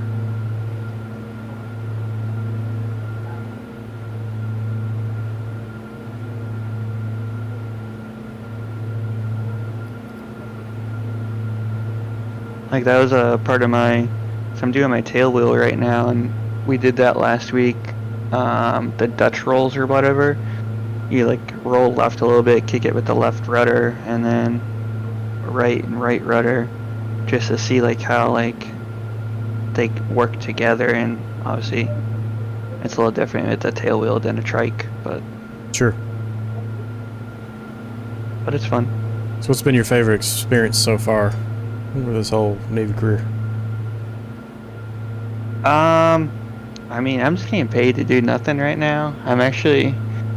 So I dislocated my shoulder last month, so I'm on light duty, and I'm gonna get labrum surgery, if that's what it is, probably next month, so I'll be out until like October. What is it called? I possibly tore my labrum when I dislocated my shoulder. How would you do that? I did it last month. I was in swim, and part of our swim qual was jumping off a 12-foot platform into the water. Mm-hmm. And I didn't. I had my arms tucked as they're supposed to, but I loosened up just enough when I hit the water, and the water force torqued my arm up. That hurts. Yeah, so all my friends are in class, and I'm not. So. Ah, okay. I was wondering why you were sitting around so much, I guess, but Yeah. hopefully that goes well. It gives me We'll more get you time to. Yeah. Ness says he actually doesn't really feel the slipping. Okay. I've heard some planes, you know, obviously you're in every plane feels different, but some planes, I guess, you probably notice it more than others. Because I've heard some people talk about how you can feel it. I wouldn't know. I've never flown in a small plane and focused on that before.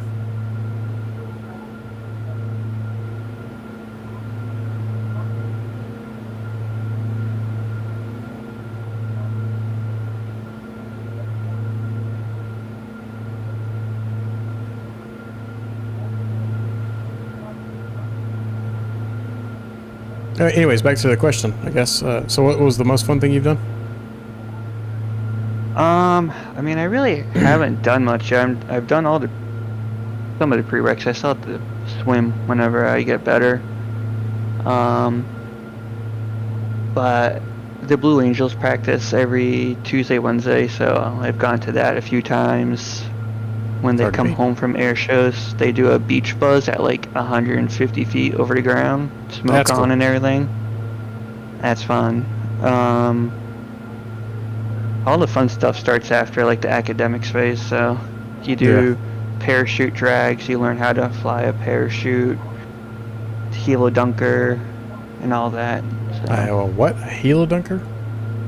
Yeah, so helicopters tend to flip over when they hit the water. Okay. Okay, I got you. Yeah. So yeah. That's gonna be exciting and scary. Yeah, well, you have blackout goggles, so you can't see anyway. So you have to like know where you are and what door you need to go out, and then swim to like a certain thing or whatever. That's gonna be crazy. Yeah.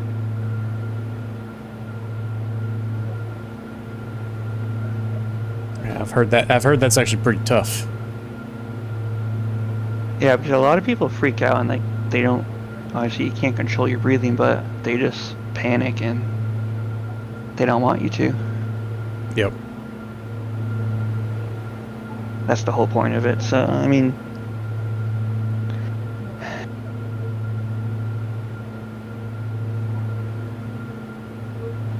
So this is Lake Biwa or Biwa.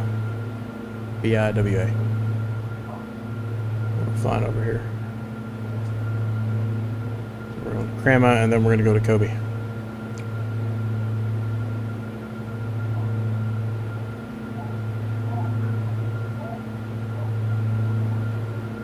You still coming down here for work, you said, Mike? Or not? Or is that still changing? For work? Yeah. I don't think I have anything for work down there. The job I had that was down in that area is, I haven't been there in a long time, but if I go I'm going to Florida for a wedding. Oh, nice. I don't know if I'll have time to come visit then, but next time I'm on a vacation, it'll be in that Pensacola area. going to 30A. I'll have to stow Ken away for a little bit on the way down. And then get up with you one day. Yeah, I mean, I should be here for a bit. Face primaries in either Corpus Christi or it's in Milton, Florida, which is up 40 minutes away, so it depends on what they give you. Yeah. I've been to, I actually haven't been to Corpus Christi, but I've been near it quite a bit. I was up in San Antonio for a while. Ooh, jeez. Not a huge fan of ever going back to Texas, so. Yeah, my buddy lives in Houston. He's like, you guys gotta come out here because he got DQ'd and he's trying to go Air Force now. Yeah. He's like, but you guys need to come out here and visit me. Like, alright.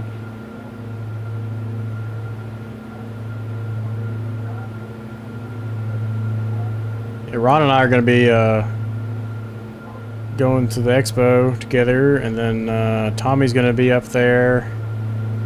A couple guys from his group are going to be up there. A couple guys from the VA are going to be up there, from TDV. So it should be a pretty interesting trip. Get to meet a lot of people I haven't met in person, but I've known for years, you know. Yeah. So Ron, he's going to have to go find me the best lobster roll. Or tell me where he'll take me to the best lobster roll. We got a couple places in mind. Thinking Plymouth, That's what you said. like so half hour away. It's pretty good. I'm going to have to rely on tour guide Ron. It's not even in a restaurant. It's like a. It's more like cafeteria style. You walk up with a tray, place your order, and there you go. Pretty good though. That's even better. Yeah. Sit outside on a bench.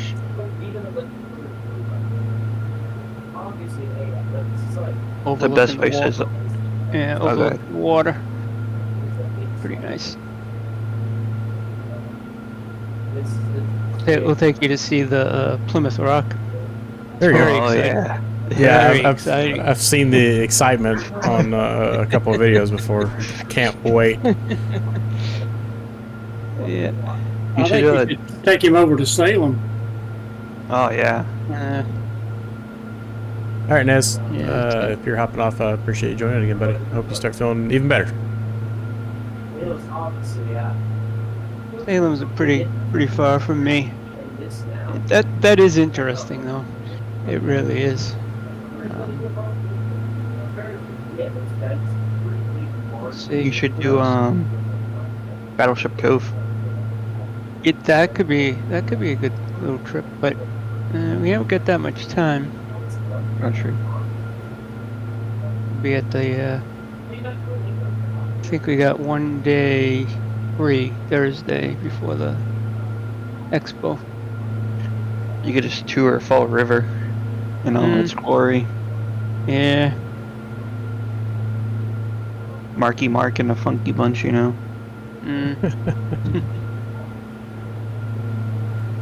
Trying to think. Oh, they have a replica of the Mayflower in Plymouth.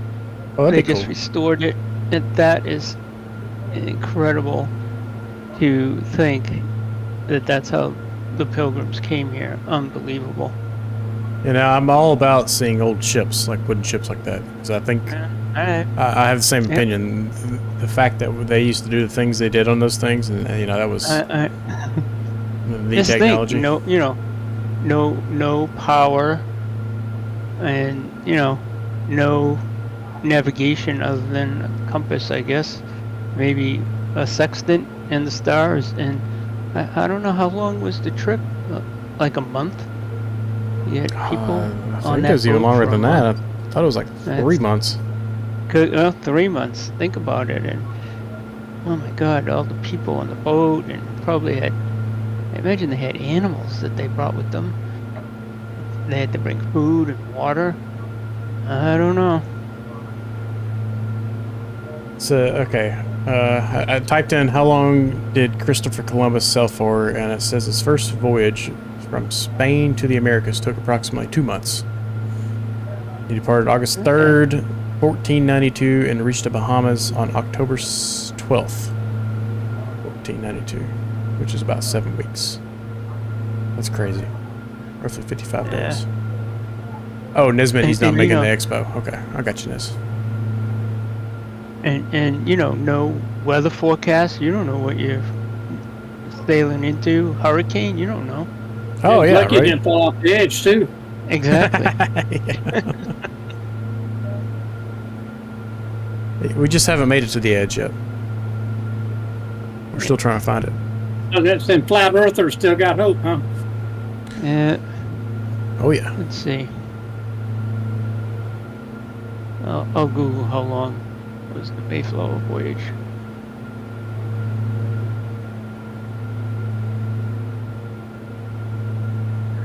"66 days. I mean, that's a pretty good amount of time. Could you imagine how boring that was, too?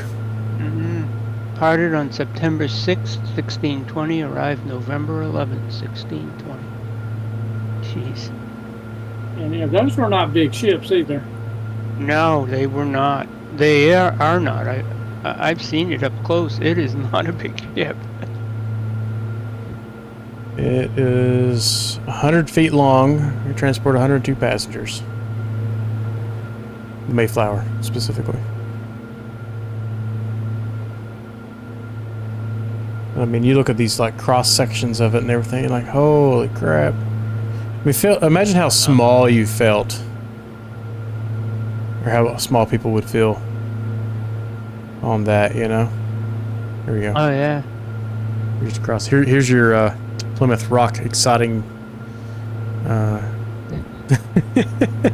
tourist attraction. Oh yes. yes, that looks very familiar.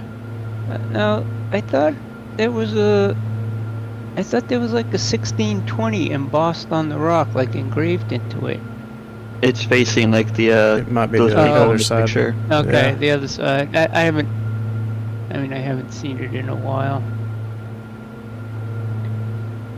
The Mayflower I 2. think they do have a wax museum with a little bit of history. Might be interesting. What was a typical day like aboard the Mayflower? The Pilgrims spent the majority of their time below deck. It was dark, damp, and cold. Cold? What? The low light made it hard to tell the difference between day and night, so most passengers slept on lumpy straw mattresses or the hard wooden floor, whatever they felt like. Each family was responsible for cooking their own food. If the weather was nice, the Pilgrims would cook food over a fire. That's right, they were cooking over an open flame on a wooden ship. Oh, Sounds geez. dangerous to me. Cooking was done on a bed of charcoal and a metal pan set on top of sand to protect the wood below. The smoke would fill the area, further degrading the living conditions below decks. Unfortunately, the voyage was storm-plagued, so they rarely ate warm food. Their diet consisted primarily of hardtack, salted meat, and dried fruits, and beer, though many passengers were often too seasick to eat it all. Oh no. The men, on calm days, the men were allowed short walks outside on the main deck. What? That's a pretty short walk. Yeah, like what the heck? They're over here in cell block C. But they had to stay out of the way of the crew. They spent most of their time in the living area. They played games such as chess and 9 men's Morris. What is that? They also spent a lot of time in prayer. 51 men were aboard the ship. The women. They spent their time aboard the ship much the same way as they did on land. They cared for the children and prepared meals. They couldn't do any laundry on the ship, and it was so cold that most of the passengers were wearing all their clothes all the time. Any clothes that were damaged would be mended. Another common pastime, talking and fellowship with the other women. 20 women were aboard the ship. Can you imagine the smells that are coming out of that ship? Oh, yeah. Body odor. Oh my god. No deodorant, obviously. I haven't showered shower. or changed my clothes for 55 days, boys. So what were they doing with all the waste products, you know? Stuff like that? Oh my Here you go, here you God. go. What about personal hygiene? As you can probably imagine, there wasn't too much opportunity for proper personal hygiene during the voyage. There was no running water aboard the ship. While full body baths were not in fashion during this time period, they did wash their hands and faces. On the Mayflower, they used salt water from the ocean to wash. The salt water will get you clean, but it also leaves you sticky. Just think about how you felt after the last time you ventured into the ocean. I can understand that. Not exactly squeaky clean, right? No. No running water also meant no toilets. The passengers and crews used chamber pots. Have you ever seen a chamber pot? Here's one I found online. Blah, blah. It is about the size of a modern-day kitchen mixing bowl. Now imagine yourself on a ship that is rocking and rolling in the waves. It makes for a tricky proposition, don't you think? The chamber pots were kept in the living area. Privacy, what's that? Oh. And emptied into the sea. Just one more reason that the quality of life aboard the Mayflower wasn't great. Another issue contributing to poor hygiene on the ship was a lack of laundry capabilities. The Pilgrims ate most meals with their fingers, and despite having napkins, the clothes were easily soiled by spilled food. Pilgrims lived in the same clothes night and day for the entire voyage. I'm a bit of a slob, so my clothes can be pretty messy after just one day's use. Imagine how awful it must have been for the passengers of the Mayflower living in the dark, damp, cramped, smoke-filled space, wearing the same clothes and not bathing or doing any laundry for 66 days. Although on the plus side, Sounds like some of my neighbors. although on the plus side, when everyone smells bad, the smell becomes normalized and doesn't bother you as much. I can agree with that. Just like at my NROTC freshman boot camp, we all smelled so bad we couldn't tell after a while. Think Febreze nose blind commercials. Also lice, Like you ever head been lice. in a football locker room smells kind of the same. Oh, man. So, in a nutshell, life on board the Mayflower was crowded, dirty, smelly, seasick, dark, damp, itchy, lacking privacy, hungry, bored, and miserable. Take all the objectives for 500, please, Alex. I guess we better start descending now that we're all a bit grossed out. We'll go down to 1500. And FLC.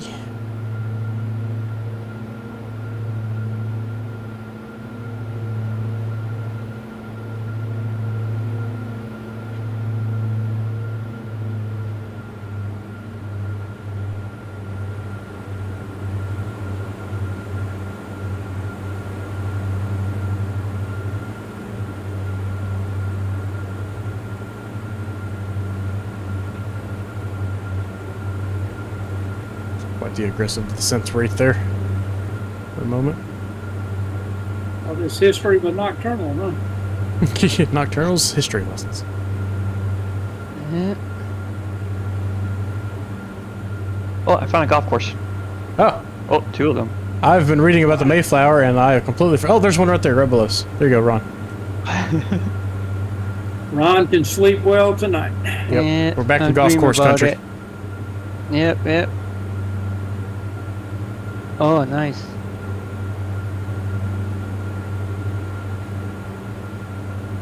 Playing again Saturday. Another tournament. Going to Connecticut on Saturday. Hey, you're a tour pro now, huh? Oh, yeah. What's the best golf course you've ever played at? Probably in Orlando. Can't think of the name of it. Oh, is it the PGA one? No, it was not. Ah. It was just a regular. I've never played at a PGA one. I've been to them. They have one nearby in Norton. They used to play one of the FedEx playoffs there. Myrtle Beach is good for PGA courses. Myrtle Beach. Oh yeah, they're expensive though, and some of them are private, so you can't even get into them. Well, I went there with a trade show with my dad, and we got to play on a couple of them. So that was pretty cool. There's another golf course off to the right there in the hills. Oh yeah. Is that a racetrack? I think it was like Shingle Creek or something like that. Oh, I yeah, mean- Shingle Creek, yes. That in Orlando, and that was like Yeah. the fairways were like the greens at other golf courses. Oh, it was really good. That's pretty fancy. Yeah, yeah. I stayed at the hotel for Marine Corps Ball one year. It's like, this is the fanciest place ever. Yeah, it was pretty nice. Yeah, I've played some nice ones in Myrtle Beach. I mean, I'm not looking for, you know, expensive courses. I'll play where the locals play. You gotta treat yourself occasionally. Yeah, Get the opportunities. You're not gonna pass it up. yeah. I've played a lot of different ones in New England. Probably around here. There's a place called Old Scotland Links. It's a link style course. That's probably in the best shape of the local ones that I play here. There is a private one nearby that the league, we're going to play in the league probably next month. The Baron, it's pretty nice. I've played it a couple of times in the league when I was a member in the past. We do have a lot of golf courses nearby. But this one is in Thompson, Connecticut. It's next to a NASCAR racetrack. Oh. Yeah. I mean, we're playing on a Saturday. They could be running cars. I mean, that could be loud. I mean, that really doesn't bother me. You know. But it could be loud because it's right next to the racetrack. That'd be cool though. Yeah. Yeah. I did drive a NASCAR in Myrtle Beach. They used to have Myrtle Beach Speedway, but it's gone now. They let you drive one of the older ones by yourself. Yeah, the NASCAR experience or whatever. Yeah, and they do have it limited to I think it's 99 miles an hour or something like that, and you go around the track and the guy talks to you on the radio and tells you where to go and stuff. It's standard. I actually have it on up on my YouTube channel somewhere. Yeah, I've got some family members who've done it. Yeah, they stick a GoPro in the windshield and let you run around for like, I don't know how many laps I did. It wasn't that many. 8 maybe. It was fun. It was worth doing once. Good experience. Yeah. Oh yeah. You have to take a little driving class before, so you know what you're doing. Yeah, the family members that did it. So the men on my dad's side of the family used to be real big into NASCAR. It's kind of fallen off the radar now. I lost interest after they came out with that new car. And yeah, it kind of made the racing boring for whatever reason.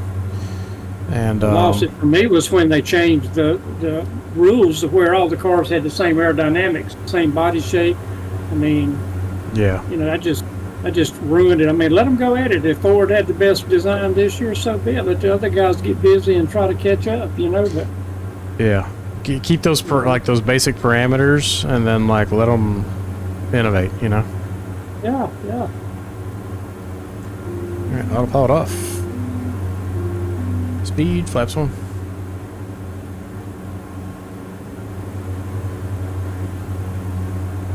Yeah, I was at one of the Bristol races, and that was always a really good race to go to before the new car came out. And the first one I ever went to is one where they had 18 cautions. That was just wild. It was a super long race, but it was crazy watching all those wrecks. That's a pretty fiasco. Yeah, but it's a pretty cool experience when you walk down to the fence line and you're standing next to the fence and those cars are feet away from you going 160, 180 miles per hour or whatever they're doing, and it's just the wind coming off them is crazy. The rubber from their tires is hitting you. It's unbelievable. So loud too. I went to it's one extremely race loud. in New Hampshire, and we did get pit passes. You're down. And yeah, before the race, they let you in there. It's amazing, all the stuff, but it's so loud. We were there, I think it was July, and it was like literally 100 degrees, and you're sitting on a metal bench in the stands. Yeah, it's rough. It was brutal. Somebody that my dad knows had the pit passes to the race where Earnhardt crashed the Daytona. Oh, jeez. He's got a picture that he took of Earnhardt that morning, Well, standing outside of his car. That was 24 years ago too. Wait, what are you gonna say it like that for? I don't know. It's just crazy how time flies. Yeah, it is. and when you He's talking like he's an old guy. and when you look at the cars they were driving back then, they were like just cars off the street. They didn't have hardly any safety features as far as I'm concerned. Oh yeah, I mean Earnhardt See, was. that's what they said killed him, because he'd been tinkering with the seat structure, and it came loose when he hit that wall. Yep. That, and he had the he didn't have the Hans device, nor did he have the closed face helmet. Because I think what really got him was the whiplash. Basically broke his neck. And they didn't have like the safer barriers. It's just pure concrete. Now it's like you have like a little cushion. Yeah, I mean, some of the crashes they walk away from today is incredible. Oh, I've seen cars go flying through the air, tumbling, and then the dude just gets out like nothing happened. You're like, what? Yep. Yep, I'm okay. Everything's fine.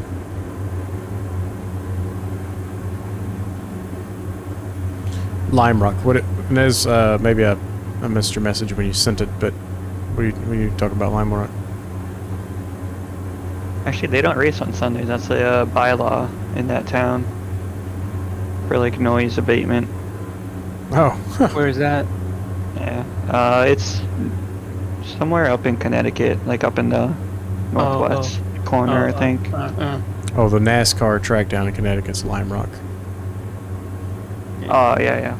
Yeah, they do have, there's a road course over that way too. Yeah. This one's Thompson. I think it's a small track. Maybe, I don't even know if it's a mile. But I'll look it up. Got nothing else to do. Probably like an eighth or quarter. I am now back. Do you even know where you're at? Okay. Nope, I think my nav went off because this is weird. Well, it's because you've completed the flight plan probably about 30 minutes ago. Oh crap. Hi guys, welcome to Kobe, Japan. I just landed. Kobe. We'll park out here in front of the control tower. I was like, I saw no magenta line. That was already a bad sign. We were doing touch and goes and you were just cruising. Oh. Did you get your joystick put Let me together? respond. I have not yet. I haven't gotten a chance to do that yet. We just went to get ice cream and somehow wandered into Petco. But we're back now. Ah. I'm gonna try to spawn at the airport so I can get a picture of you guys. Yeah, we're And gonna I'm park probably over gonna here get in together after this. front of the control tower. And then I'm gonna try installing the WBSM 152 after Nice. this. Nice. The track is 1.7 miles. It's a road course. It shows you going like 60 nautical miles on the ground right now. Or 60 miles per hour on the ground right now. Super weird. What shows me that? The Microsoft map. Oh, I don't know.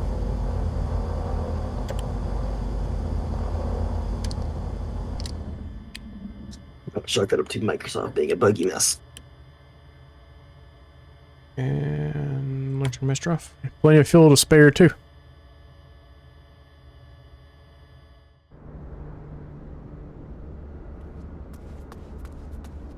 Let's see, there's Kyle. I just spawned in, I think. You may have to scoot on over here for the picture. Yeah, you just spawned in next to me. You might just slew it around. What key is that again? Shift Z? Zulu? Yeah, but like turn it around. Oh, I think you can just use WASD. WASD and Q and E spins you maybe. Yeah. Q and E goes up and down. Z and C maybe. There goes Kyle. He's buzzing the tower. That actually sounded awesome. That actually Do my sounded carrier awesome. brake. Here's what we'll do. Oh, carrier brake, I love those.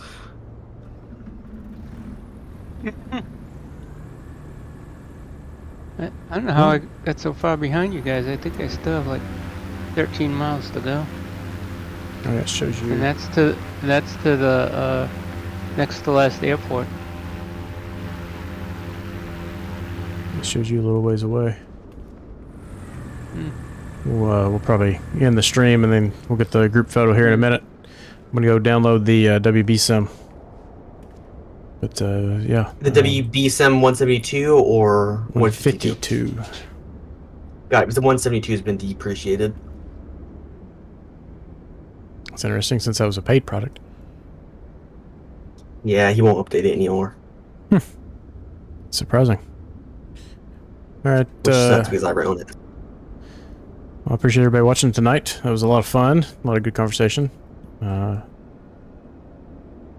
Dev didn't bring us back any cookies as usual. It's disappointing.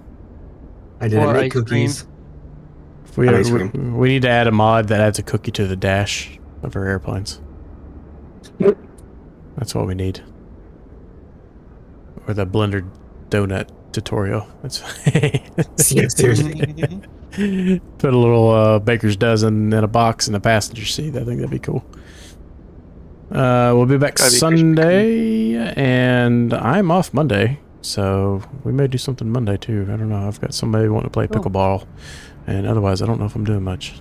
Kyle's having some fun. Oh, he's landing now. That was a bounce. Just so you know, the HDR blowout on the YouTube stream is horrendous right now. Oh yeah, I see that. It is rough. It's very bright here right now.